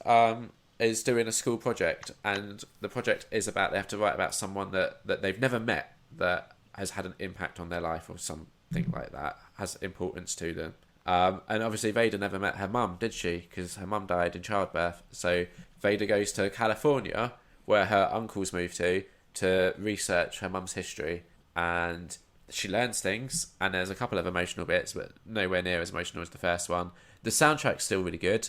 I love it in films when Tiny Dancer comes on. Okay, that's a very specific thing to like, but okay. I know. I realised that while watching this film, and the sort of love interest in it is awkward. Say it. What? Say who the love interest is, otherwise people don't know why it's awkward. Well, I mean, that's for them to go and watch the film and find out, isn't it? Oh, is he way older or something? No. Oh, good. I thought that's where you guys were going. You were both being people might think, okay, that's weird enough, and I'm intrigued to go watch it now. I'll let you say it then. I'm not the one who brought up the film. I'm gonna... What are you, embarrassed? I would bring it up, but I don't know. No, I'm just... I don't know what I'm meant to be saying now. Oh my... Say... Is there something that I've missed? Say who is the love interest. Why is it awkward? Because he can't act very well. Oh, I know what you're talking about. Oh, it's because yes, yeah, yeah. So the love interest. He's still not going to say it. No, so okay, I'm trying to figure out how to explain it because in the film they're not yet, but they're about to become, aren't they? I haven't Does that seen make sense? it, and I'm What the fuck is happening? So, as the editor, I am going to have to edit this out because this is just wild. It's due to just talking around something, and I have no idea what it is. It's so I'm on the right track confusing. now. Cryptic as fuck. Okay. They're step siblings to be Cousins. Oh. She's there to see her uncle. yeah, and he's dating a woman, but they're not married yet. Guess, I don't know. They're still, like, family-ish. Yeah, okay. Yeah, they do have a discussion where they're like, oh, is this weird because we're cousins? And she's like, yeah, but it's not like we're first cousins, so it's fine. But they're, whether they're cousins by blood or cousins by marriage, that aspect I don't remember. I just remember the cousins bit, and I still remember her giving him a kiss on the lips goodbye when she leaves at the airport. Yes. Which I'm just like... Yeah, no, for me, I was saying it's awkward because the kid just isn't very good. I'd say it's awkward because they're damn near related, but okay. I mean, that is another reason that I maybe should have picked up on quicker. Yeah. I would not. I totally thought that you were just going with the incest, like that's naturally why it's awkward, and you went, no, it's because he's a bad actor. That's what I look for in my films. I'm like, incest, that's fine. I've seen enough Game of Thrones. I'm okay with incest. Acting, if you're going to do incest, at least act it well. Jesus. That's housekeeping. No, it isn't, Liam. Jesus. As regular listeners will know, and new listeners won't know, and Ashleigh, I assume you probably don't know, or maybe you do, because you did listen to part of... Whatever. I also have Liam a shit has memory. a pile... Liam has a pile of unwatched DVDs, which got picked up on maybe a year and a half ago. 2 years now. I decided to call him out on it. Possibly 2. Oh, yeah, maybe 2. Yeah, it is 2. Basically, Liam has a goal every year to get his pile of unwatched films that he owns but has never watched down to a certain point. I want to get... Whenever we get a guest on, I sort of get their opinion on whether the number I'm about to tell you is insane or fine. So at the moment... Oh, you picked Liam's an interesting person to ask that question to. Have you got... Oh, you're going to be one of the people that has loads too? Okay, well, so Liam's pile at the moment is 1,109 unwatched but bought films. Okay, that's a little bit excessive. See, this is the thing. We've had other people come on and be like, well, I've got a big pile too. And then I tell them that number and they're like, okay, well. Because that's insane to me. I'm working on it. And it's silly. It is a tad insane. you? I have a watch list right now, which none of my things are DVDs, but they're all a long list of films that I have come across and I want to watch, whether new or old, and I've just officially written them all down, and I've got close to 200 that I want to finish watching this year. For me, that is not an unreasonable number because I am, and I don't know if either of you know this, but one of the things I am known for is I do these ridiculous, inhumanly long marathons for the month of October. There's the 31 Days of Halloween challenge, which everybody has their own version of it, but everybody uses the same hashtags. Some people do one movie a day for 31 days. Some people have a list of movies and they want to make sure that they complete their entire list.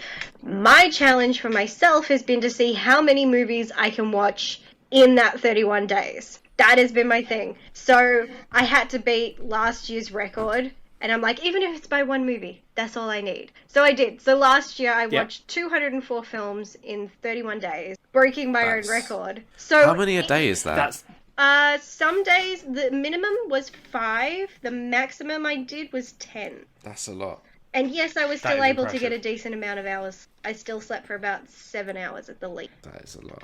It helps that a lot of the films that I watched were quite independent or underground horror films, so they have a runtime of about 90 minutes. So if you have like a bunch of 90-minute movies in a day, you can watch about 9 of them. And then people are like, do you eat? Do you go to the bathroom? And I just like, yeah, of course I do. And they're like, but how? Is this impossible? I said, yeah, I eat while I watch my movies. Yeah. It's not that hard. And they're like, but bathroom, shower, and I'm like, okay, shower's not essential. That's not necessary. I'm not going anywhere. So I'm just like, I'll shower occasionally. I'm still thinking about my movies. I actually got to a point where I was so determined to get through my list, I actually had my laptop in the bathroom while I was on the shower. So I got feels going. But I only did that if the film, because all my lists I go in alphabetical order when I do my Halloween marathon. It just keeps it very structured for me. I call it my 80s Halloween. And if I get to I would wait until I got to a film on the list that I've already seen. That way I don't have to focus on it as much because I already know what's going on. I'm like, oh, I've seen you. Cool. Now it's shower time, but you're coming with me. And then I keep it as far away from the water as possible. We're not getting wet. I got a new laptop. Can't fuck you up yet. So if you were to say he wanted to watch about 400, 500 movies this year, I'd be like, yeah, that's probably about my average. I would not think that's weird.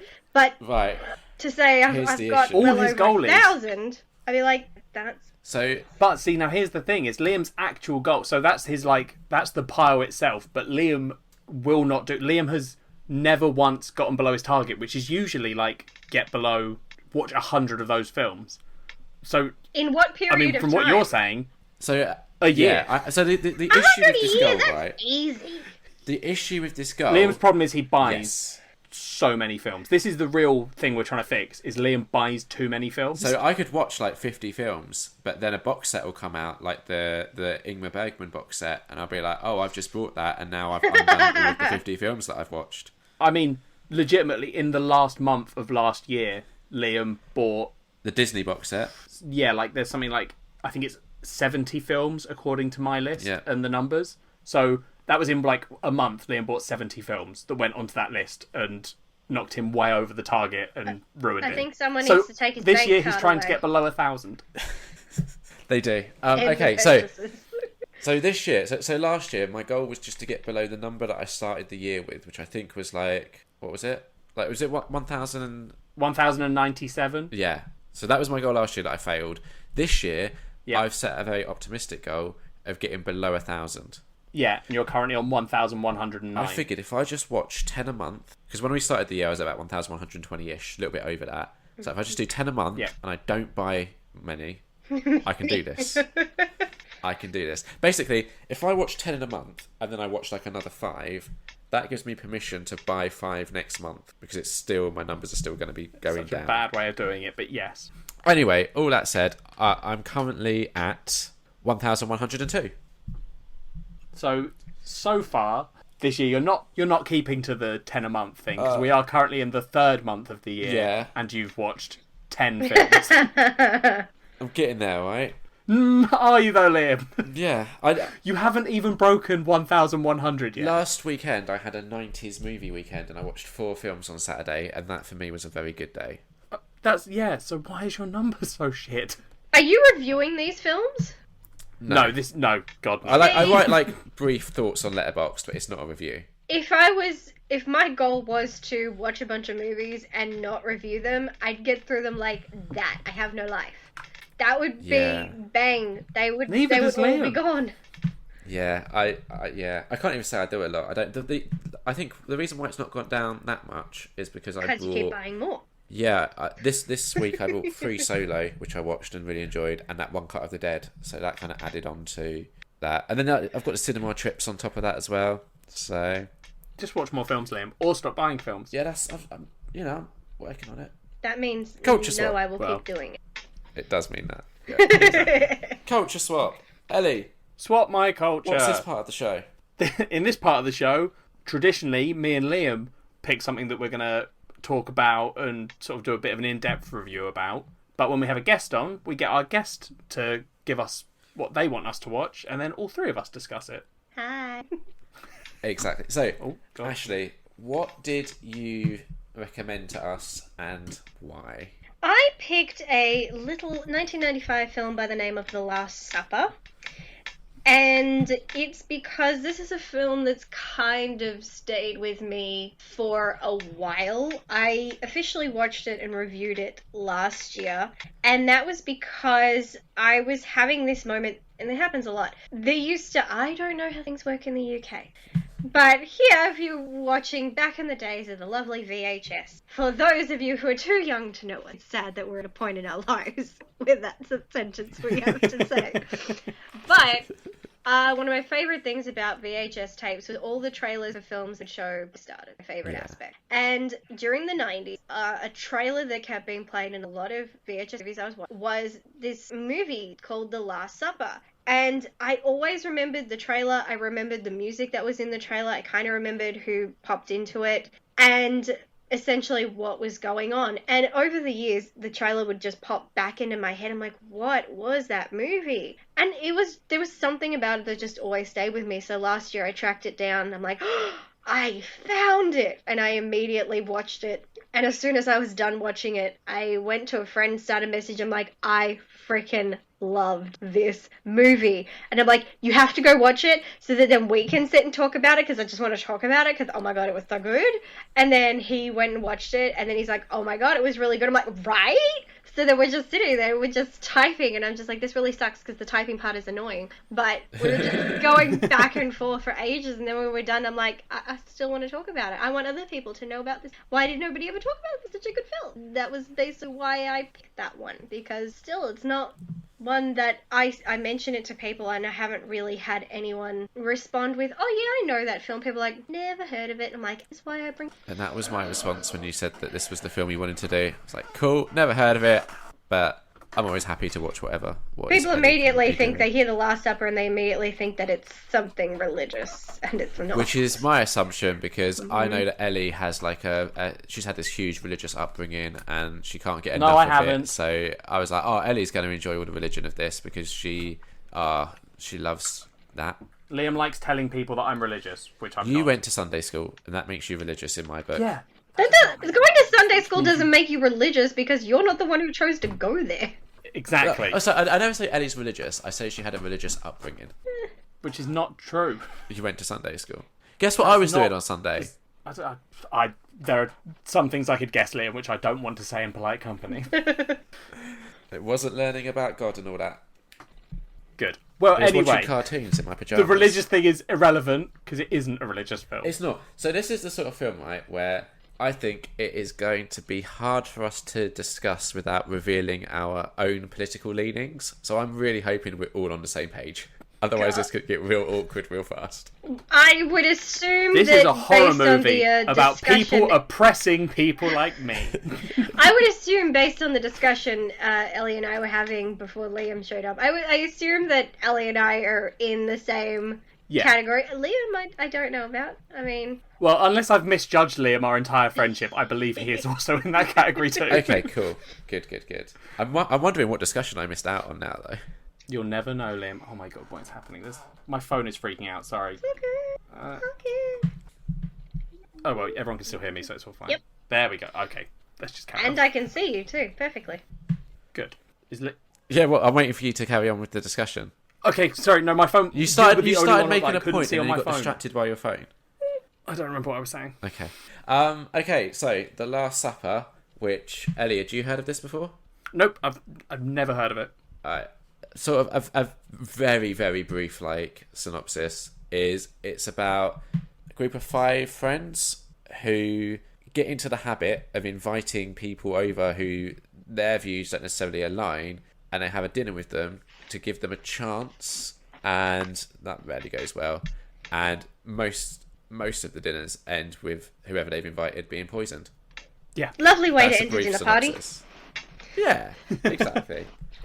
I thought as a concept that was an interesting idea. Not knowing anything about this film, and I deliberately didn't look into it, read anything, watch any trailers. I didn't really know what to expect when it started, and you had the first sort of dinner table scene with Bill Paterson. And then I was like, oh yeah, this has got interesting. And then you could kind of you see what they're doing. You think it's very benign, people just having a dinner party, and then you hear the words, Hitler had the right idea, and you're like, oh shit, is this where we're at? It's okay.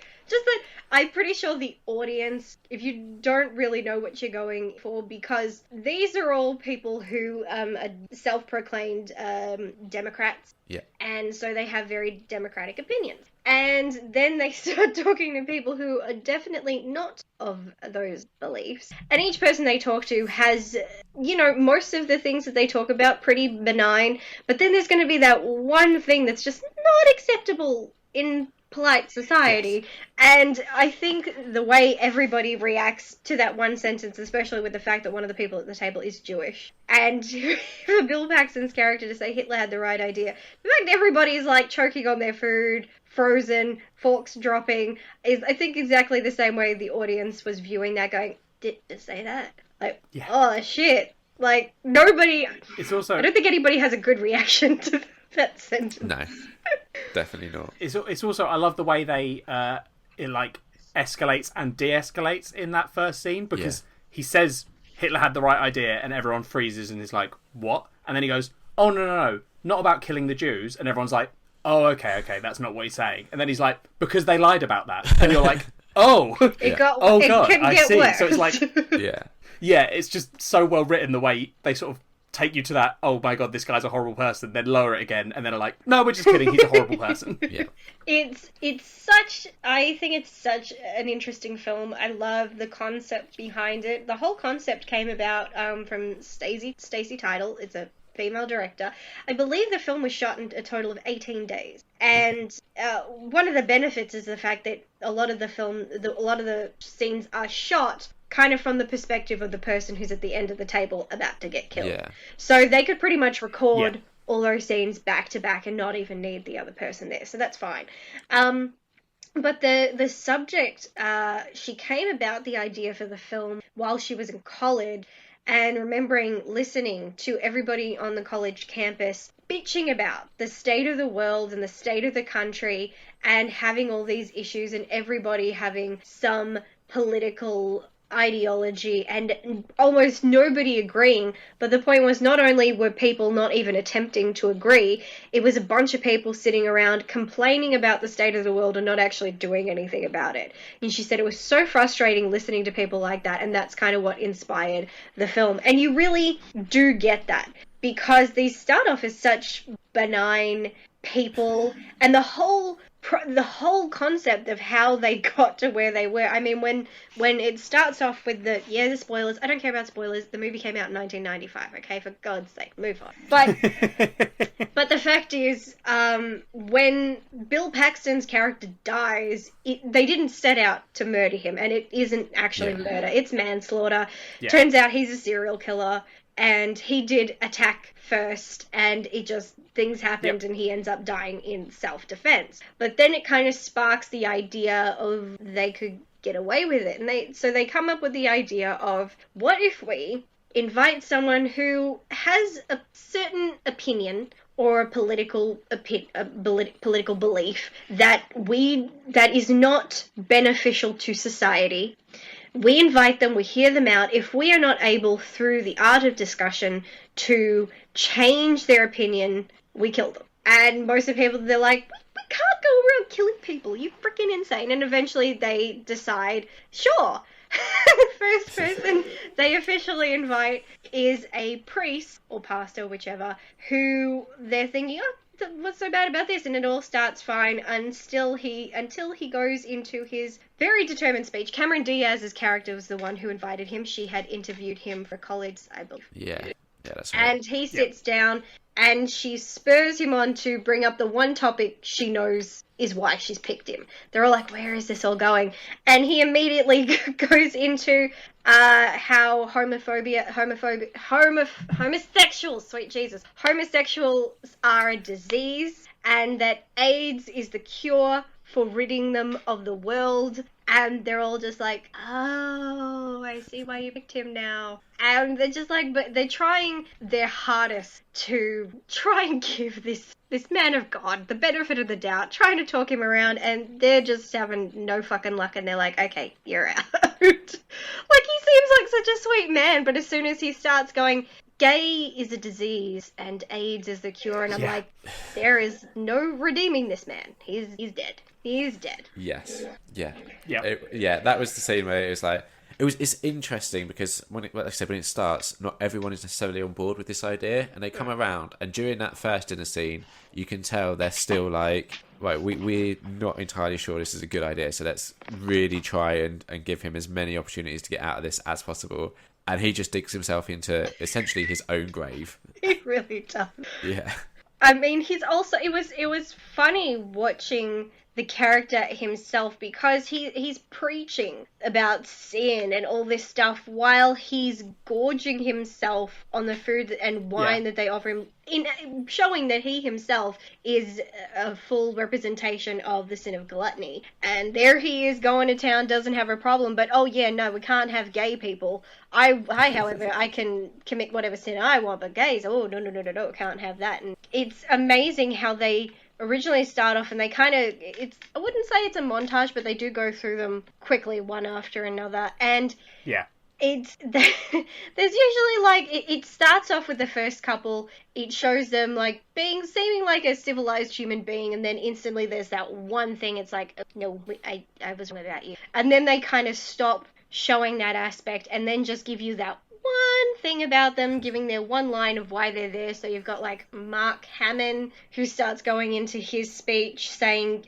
women cannot say no to sex if they have said yes to a date. Then they have made a commitment, therefore they must do it. And he says there's no such thing. He says, no, rape is a horrible, horrible thing. I just don't believe that women who go around saying they were raped. He says, I believe it was consensual. And everybody's like, are you fucking insane? It just keeps getting worse. It's just one after another. You've got racists, homophobes, anti-Semitics. It's like, oh my god, it's like the very scum of society are coming to dinner.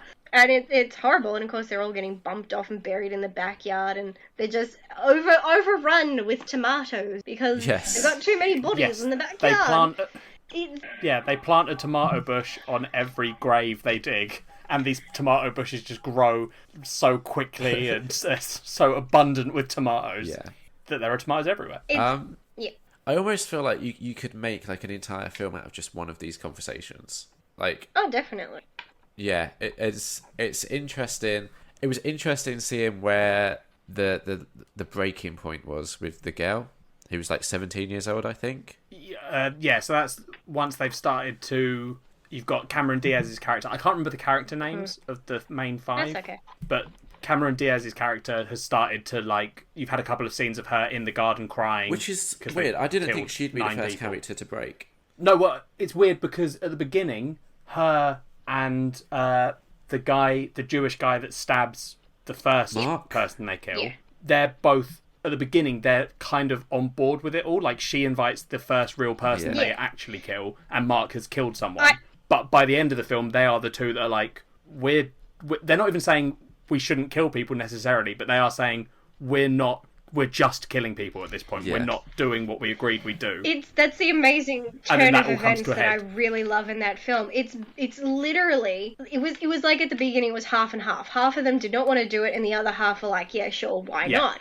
And then by the time you're at the end of the film, the half who didn't want to do it are so into it, and the half who did want to do it have suddenly completely changed their mind, showing that people are capable of change, and you don't really know what you actually believe in until you're actually living the moment. It's one thing to say something, it's another thing to actually do it. So that's another great message of the film.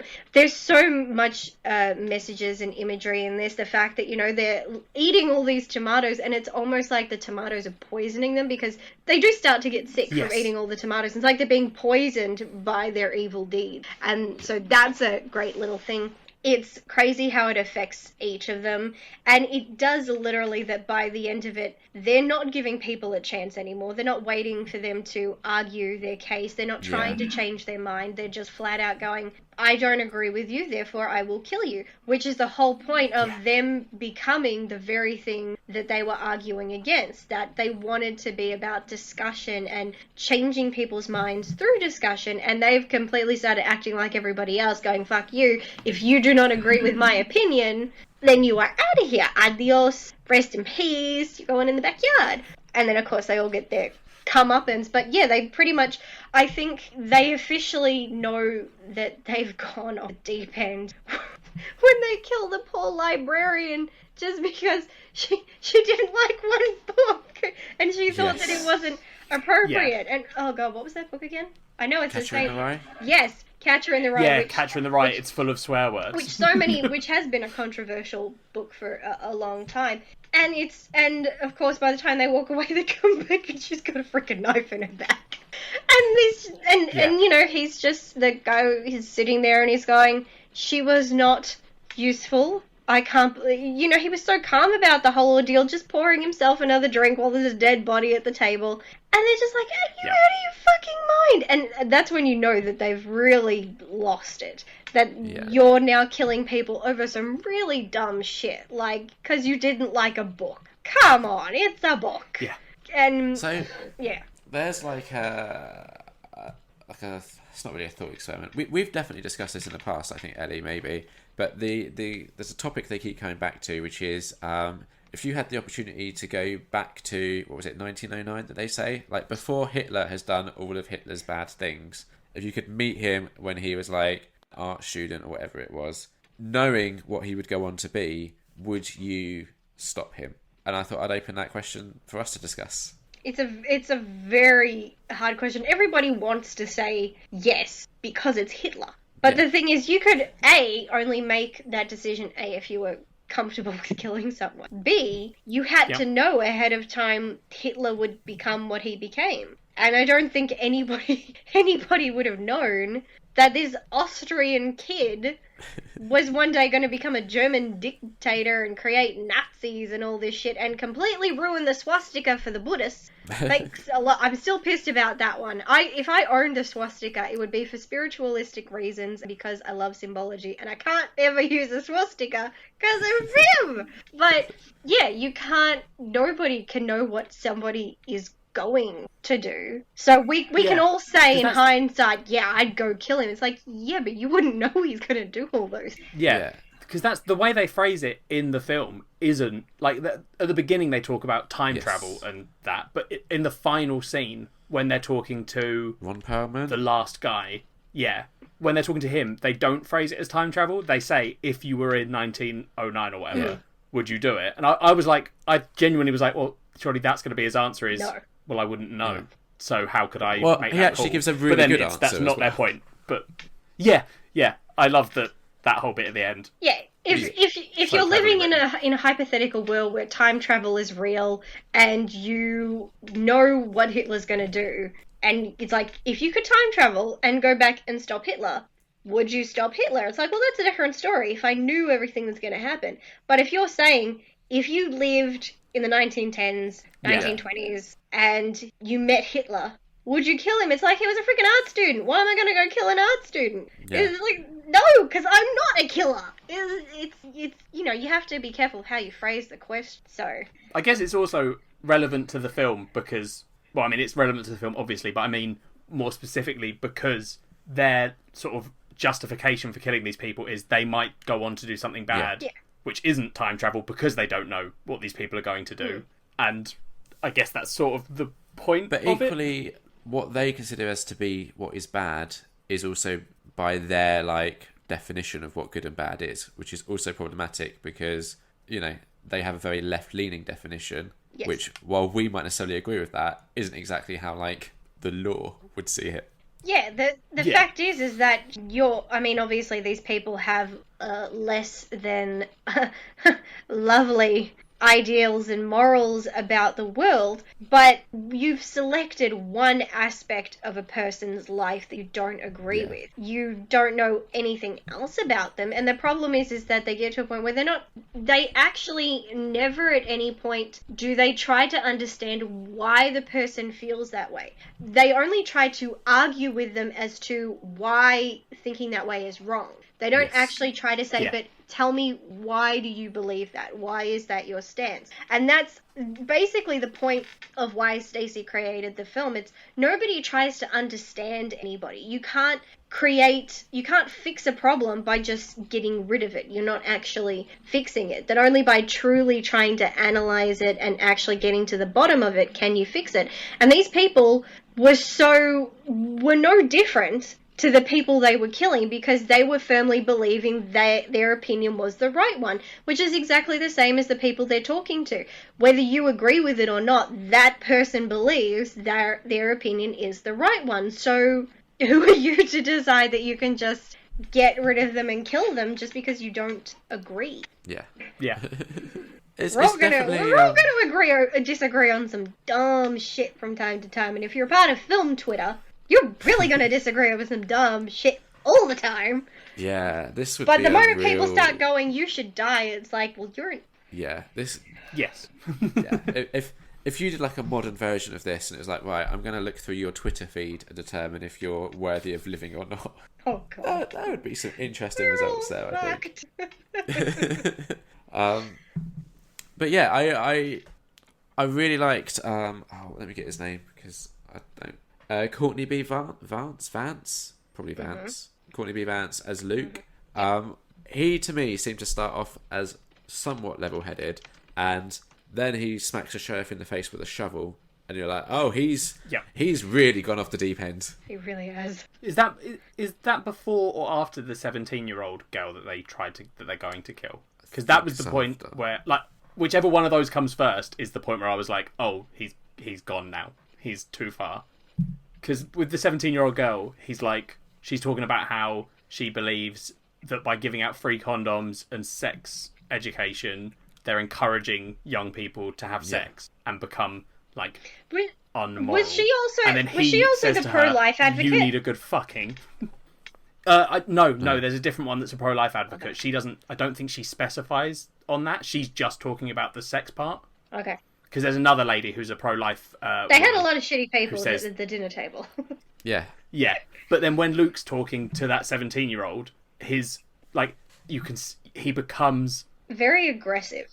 Like, terrible. Yeah, and he says to her, like, you need a good fucking, and is almost, like, threatening her directly. Yeah. Or he might not mean it that way, but that is how it is coming across to this poor 17-year-old girl, and everyone else is like, Luke, shut the fuck up. Not everyone. The ones that are still kind of sensible are like, Luke, what the fuck are you doing? This is terrible. We need to go talk. Especially, and he just keeps trying to give her wine. Especially given her age. She's a teenager. She doesn't know any better. She has time to learn and grow. So you've already, like, determined that she's had a long life. She's set in her ways. It's like, calm the fuck down. Yeah, if teenage Liam was invited to that dinner party, I don't think he would have made it to the end. I have... Well, no, but they would have, not for your views, they would have just killed you to save the world. Yeah. They'd have been like, this kid's got something wrong with him, we need to get him out. I have a hard question to ask. Of the people who were invited to the dinner, which one would you have had the hardest time with? I have an idea of who Ellie's might be, but there are a lot of shitty people. And I think most decent human beings would not agree with any of their ideologies, but which one is the worst and most offensive to you personally? Probably the vicar, I guess, because, I mean, he directly wants to kill people like me, so I guess that would be my answer. I mean, I wouldn't want to kill anyone, because I could never kill someone. We're not talking about killing people, just which one is the one you're gonna... Oh, which one do I just disagree with the most? Him. What about you, Liam? I feel like him. I'm trying to remember like what the other like topics I discussed. But I feel like he gets the most screen time. We had the homophobic Protestant reverend. We had the chauvinistic rape apologist person. We had had a neo-Nazi, an anti-environmentalist, which was Jason Alexander's character. We have a racist, anti-Semitic person, pro-life advocate, censorship advocate, hobo assailant, critics of gay rights, and then of course you had the young girl who had her issues with sex education. What was the censorship one? Remind me. Is that the librarian? Yeah, I think that was the librarian. I mean, I have issues with censorship, but not strong enough that I'm like, oh, you need to die because you don't like Catcher in the Rye. I think I agree with Ellie, but I think a big part of that is because that is the character that you see them discussing their views the most. Like, I was surprised when Jason Alexander popped up how brief his scene was. Jason Alexander is actually, I don't know if he still is, but at the time he was married to Stacey Title's sister. Oh, really? And one of the actors is also Stacey Title's husband. So it's like a family event. Yeah. Yeah, because he was in... Seinfeld would have been happening around this time. That would have already started, wouldn't it? And obviously, I have very fond memories of him being in The Burning, I believe it is, which is this like adorable like 80s slasher movie that he's in. I watched that last year. Yeah, it's wonderful, and it's just he just pops up. Yeah, I love it. It was horrible, especially when you know it's done by the Weinstein Company and Weinstein's brother, who wrote and they did it. So yeah. And the fact that there's so much that's sexualized about, and you see Weinstein, I'm like, and it was very disturbing to watch in hindsight. I'm like, it's like a raper's manual, for God's sake.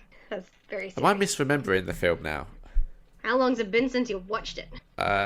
4 years, I think. Maybe it's just because I'm a woman I look at it. That is entirely possible. But I watched it and I walked out of it going, this movie was so rapey. There was like consent issues everywhere. You had guys spying on women in showers. You had guys trying to pressure women into having sex. I was just like, the crazy. That sounds very much like Porky's. I'm sure it was the era. A lot of those that is true. films are the same. But to answer your question, I think I'm going to be more in line with what Ellie said, just because that's the one that you actually see them discussing their views the most, so you can really get on board with hating them. Whereas I feel like if the other characters had more screen time, I potentially would have been like, oh no, that person's views are also like way shittier than what you actually see in like the 2 minutes you see. That's all fair. I mean, I think if you're a sane person, if you're a decent person, you're not going to like any of these people. But then again, they're designed not to be liked. Yeah.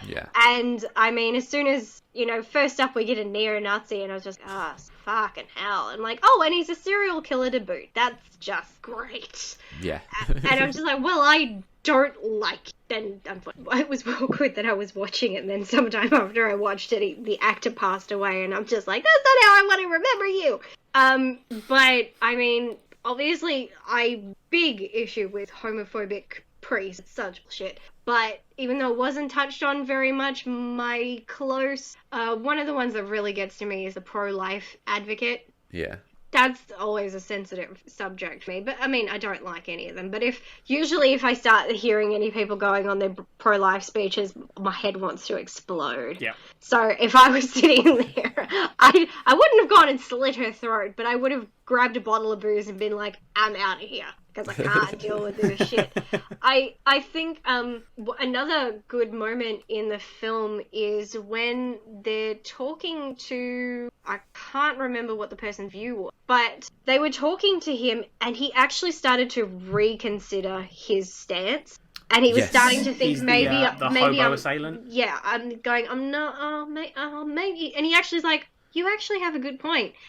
And they all paused like, what? And then they immediately started pushing him back into his old viewpoint just so they'd have a good excuse to kill him. Like, that's fucked up. That's like entrapment. Yeah, it's the dude with the broken arm immediately turns around to him and goes, but you're entitled to your own views. You are entitled to your own views. And the guy goes, yeah, you're right. Let's beat the hobos. And then gets killed. Yeah. But yeah, you are like, oh, okay, so they did what they wanted, and then we're like, no, wait, we don't want you to actually change. Please go back. Yeah, because they were really getting into the whole killing people thing, but they needed a good excuse to do it. Yeah. Well, except for that one guy, he's just gone on deep end, and he doesn't need an excuse anymore. It's like, oh, you don't like this book? No. Do you think it's possible to change someone's views over the course of one conversation? Yes. I watched it in a TED Talk video. Is it like how to do this? No, seriously, there was a woman who was doing a TED Talk, and she said that she used to be a member of the Westboro Baptist Church. Yeah. And she said... Yes, I've seen that one. And she said that that's just how she grew up. She didn't know any other way. She had not seen any other way. And then she said, and she had social media, and then everybody on social media was sending her death threats and all these horrible things, which kind of just kept reaffirming that she was in the right, considering how hateful people were being. And then she said one person who I think she said was gay, I'm not sure, who reached out to her and just was nice and just asked to understand her, who she is and why she feels this way. And through simple discussion and them being civil and trying to get to know her, and then them calmly explaining why things that they were doing were wrong, she started to see a completely different viewpoint, and she no longer believes that that is the right thing. She's no longer a part of the Westboro Baptist Church, and she has since changed her views. So yeah. I do think if a person is open, you can change a person's mind. But then, of course, there are some people who they are set, and there's nothing that's going to change them. It's just best to leave. Go now. Run. Yep. I have one last question about this. Okay. If we all had to have a dinner party, right, with 5 people that have opposing views, and it's us 3 hosting it, and our job is to change those 5 people's views. Oh, God. Which 5 do you think would be most beneficial for us to try and change their views? For, like, the world? Oh, this is such a weirdly... What is the... Well, I don't understand the question. So we get to have a dinner party, right? We're hosting a dinner party. Yeah. We've invited 5 people over. Is that too many? Should it just be 1 each? Probably, right, yeah. 3 people. We each get to invite 1 person... And the purpose of this dinner party is for us to change their views, right? Yeah. Who would you invite over that you think would be most beneficial to the world for us to get their views changed? Oh, well, I mean, is the assumption that we can change their views? Yes. Well, we have a dinner to try. Got you. I don't think I know enough people to answer this. Most of the people I know that I would want to change probably wouldn't be changed by a dinner conversation. Okay, then what about just what political view would you invite to try and change? Don't try and pick a specific person. I mean, I feel like I'd like to get the one that's... I mean, I'd probably go for someone who's anti-trans but high up enough that they're causing actual damage, and then try and convince them. But I can't think of any off the top of my head that I'm like, oh, I could change your view, is the thing. Well, here's the thing, Liam. Do we have to know the people? No. Aha! There you go. You don't actually have to know them, Ellie. They can just be an imaginary person. Yeah, so there you go. Someone that's in the sort of turf movement. Yeah. Who's high up in it would be who I would invite. And if you couldn't change their mind, would you poison them? No. Okay. Ashleigh, how about yourself? Yeah, I'd still go with a pro-life advocate, still mine, because that is still people who are trying to impinge on a woman's legal rights to their own frickin' bodies. And I'm not saying that a person should not be pro-life. My stance is just, if that's your choice, that's your choice. Just don't tell me what to do with my own body. That's all it should be. I don't think we should tell anybody what they should necessarily believe in. I just think that we should be trying to tell people not to enforce that onto other people. Yeah. For example, Yes. if you don't want to be gay, don't be gay. Obviously we don't choose being gay, but if you have such a problem with gay people, chances are you're not gay. So Yeah. just don't be gay. I don't think that's going to be a problem if you're straight. And if you're also a straight cisgender person, you're not going to be transgender, so don't do it. And it's just that basic stuff. If you want to live your life a certain way, live your life a certain way. There are plenty of people... Just don't force it on Yeah, other there are people. plenty of people in this world, as horrible as it is, who are racist or have racist, but they know well enough in society to keep that shit to themselves. So therefore, they are not a danger to society. They know enough to know that their thoughts and feelings are wrong, so they keep it to themselves. So essentially, you are allowed to think and feel how you do, you're just not letting it affect anybody else. So if you want to be racist in your own home. That is fine. It's when you take it outside and you start running around the street going, you're a fucking N-word. We've gone somewhere bad, and that's not good. If you are someone who is running around outside Planned Parenthood in America screaming you're a baby killer, especially if, say, the person who is walking to that door is a 14-year-old rape victim, you're not doing her any good. You are not helping her. You are hurting her. if you were to get raped and get pregnant and you want to keep that child, it is entirely your decision, but you cannot force another person to endure that. And that's the whole thing about it. There are plenty of stances in the world I do not agree with, even some that are very benign. But ultimately, if you do not let it hurt others or impact others, I really don't give a shit what you do with it. It's when it starts affecting other people that becomes an issue. It's like, I feel like those are the same people who say, I'm just being honest. I'm just giving my opinion. It's like, but you have to remember that the whole point of an opinion is you have to be of mind to know when it's appropriate to give said opinion. And did that person want it in the first place? If they did not, piss off. I have people saying that to me all the time. It's not anything political or anything like that. It's quite a benign situation. And it was when I got my second and third tattoo, this one and the one on the back of my neck. I got them on the same day. And then a little while later, I went back to work. And one of woman, she was older than me, but I actually trained her. And she said, "Oh, I noticed you've got a new tattoo." I said, "Yeah, I just went and got it." I said, "I got this one and the one on the back of my neck." And she looked at the one on the back of my neck. She goes, "Well, I like the one on your wrist. I don't like the one on your neck. That one's ugly." And I said, "I didn't get them for you, and I didn't ask your opinion." And she says, "Well, I'm just telling you." And I said, "But I didn't ask." I said, "I don't need to know. I don't care." Yeah. If you're giving someone a compliment, that's perfectly fine. But if you're just going to start throwing out insults, it's like, well, why did I need to know that? What has that done for me? Makes me think of that scene in like Rocky Horror Picture Show where he introduces Rocky and one of the characters is like, "Oh, I don't like muscles." It's like, "Well, I didn't make him for you." Yeah.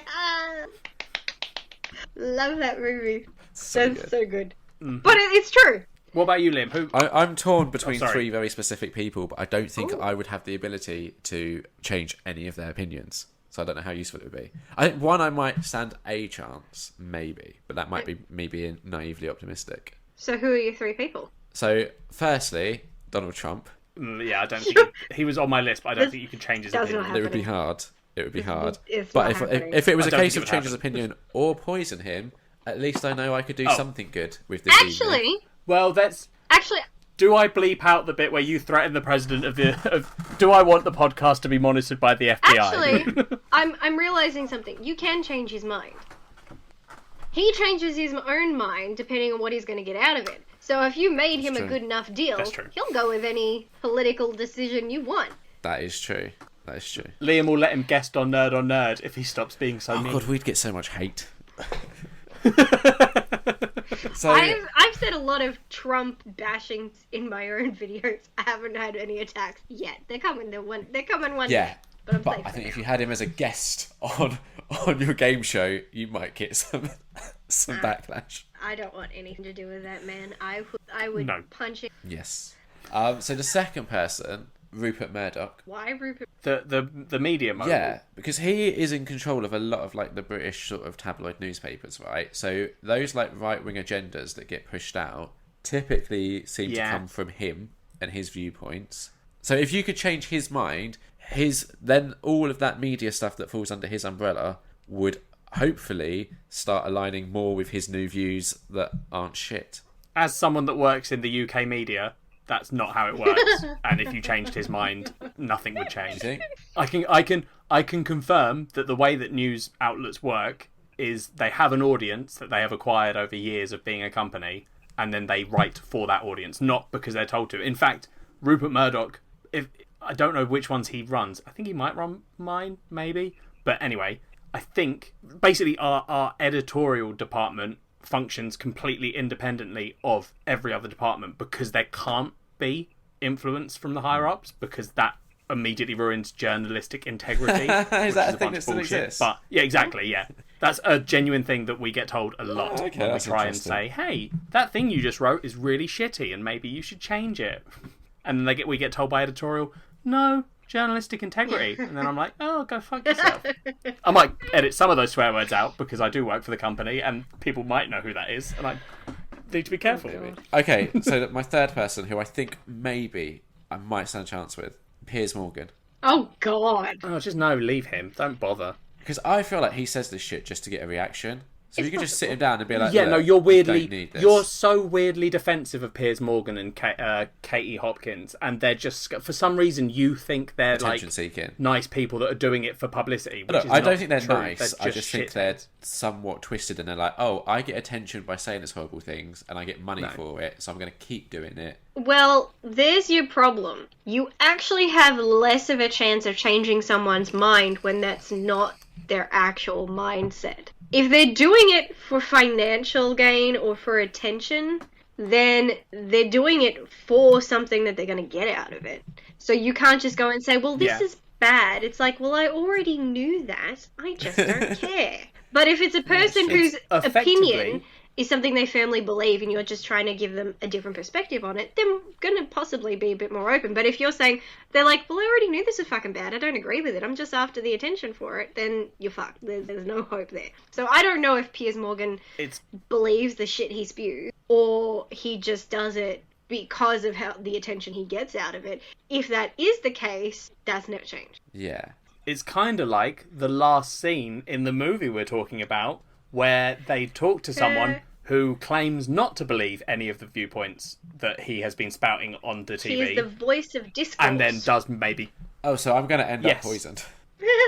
Yeah, sure, probably. I mean, that might just happen to you anyway. Yeah, that's true. So, okay, this might be a dumb question, but did anyone else think that the ending was slightly ambiguous, or were you pretty much like... Yeah? That is exactly how I described it in my review a couple of years ago. I said, I love this movie, but the ending is a bit ambiguous, and that kind of bugs me. Because, I form the opinion that he killed them. That is pretty much where I'm going with this. But I don't know why. I mean, I love that he was the first character who could come along and counteract their bullshit, because they were so certain he was going to be this arrogant arsehole, and he's like, I don't believe any of that shit. I just feed the people what they hear. And they're like, oh shit, how do we argue against that? And then he really flipped the switch on them to the point where they really started to question all the shit they'd done. And by the time they realized, oh, we really fucked up, he's already put 2 and 2 together and goes, these people are killing people. And then he knows he's probably going to be a victim, and he turns the tables. But I didn't quite get his speech at the end. I mean, I'm not sure. It didn't sound like he learned it. I didn't understand his ending speech. No, I don't know whether the implication is that actually he does have all those viewpoints, but he knows, like you were saying, he's one of those people that knows not to say it in certain situations. So he's at a dinner party, why would he be like, oh, because then at the end, or is it saying that, like he said, I do this for what they expect of me, because that gives me the power. So because they expect him to run for president, he's like, yeah, sure, I'll do that, because that's what my supporters who give me my power want me to do. So I don't know whether it's saying he is what he said, or he's the opposite. I think he is that. I just still didn't understand why he turned the tables on them to kill them, and what speech exactly meant. But I do believe he was genuine. He says, I'm just being a voice of discourse. And he's just like, he's basically going into... He's older than them, and he's going into really intelligent thought process on why these people who believe this shit are so stupid and basically not really worth your time, except in his case when he can get something out of it. And they're all dumbfounded, like, oh shit, we're murderers. But I did love that aspect, and it's kind of funny that the talk of how his viewers would love for him to become president. It would be so easy for him to do that because he just tells the people what they want to hear. Kind of strange how now America has a president who really just tells people what they want to hear, because we can grab footage from 10-20 years ago where he's saying the opposite of everything he is now, and essentially he was really only saying all those things because it's what these Republican people wanted to hear, and that's how he got elected. I don't think he has... I mean, I 100% believe that he's a chauvinistic pig. That's no fucking doubt. I also agree he's a rapist. I will believe that to the nth degree. You cannot say the shit he said. He's flat out said on camera, yes, I kissed her and I groped her, and no, I didn't have consent. It's like, okay, yeah, you're crazy and a criminal. But on those things, he's fucked. Everything else, I don't think he has a genuine or original bone in his body. I think he's all full of shit. Yeah. He's just regurgitating what his fan base want him to say. Yeah, exactly. Sort of thing. It's word salad. It's what it is. You hear him talking, it's Yeah. just like the same 3 words, just flipped around a few times. He's not actually saying anything, and people are like, oh my god, it's so true, and he's so wise. I'm like, he didn't actually fucking say anything. He said things, but he wasn't actually saying anything. You people are fucking stupid. Yeah. Like, what was it? Oh, God, I can't remember what show it was, but they went around, they were interviewing Trump supporters, and they were I think it was the anniversary of, like, 9/11 or something, and they were saying, so what is your issue? And they said, 9/11, it's all Obama's fault, and it's all this, and the interviewer's going, Obama wasn't president, George Bush was. And they said, yeah, but it's still Obama's fault. And they're like, he literally was not involved in this situation. He was not even the president of the United freaking States. What are you going on about? And they're just like, well, yeah, but it is his fault. And, because he's from Kenya. And it's like, oh, people don't have a brain cell among you. Yeah, which is scary. Yep. It is scary. And what's worse is now we've got a freaking Trump supporter in politics in Australia now. Yeah, I mean, we've got Brexit, so we're in no position to. We have our own problems. It's sad. What? Oh, Pauline Hanson is her name. She's this little redhead mole, and she got elected a couple years ago and formed her own political party, which is why she got elected, which is basically, we're the fucking racist party, and please vote for us. There's not a nice thing. Yep. She's anti-immigration, she's anti-Muslims, she's anti anything that's decent in the world, and pushes the propaganda shit. She got into huge trouble a couple of years ago. She walked into a parliament meeting wearing a burqa. That's not Covered head to toe. Nobody knew who she was because she was in a full-length burqa. You could not see her face. And she did this big phone reveal where she pulled it all off and went into this speech on the dangers and the shit of letting Muslims into the country. And the speaker was so disgusted and offended by her antics and that she did this whole thing that he essentially basically tried to kick her out of the room. But it was being broadcast and everybody saw it and they were all just going, oh my god. Oh, hi there, listeners. I bet you're wondering why the show has suddenly just dropped to being me, talking about stuff. Well, everything kind of went wrong at this exact moment. I had already had to use my phone to Skype Ashleigh and Liam because my laptop was refusing to connect. My phone, of course, decided to, at that point, run out of battery, which I resolved by plugging it into a wall. Then it decided it was overheating, so every 10 seconds it would completely shut down.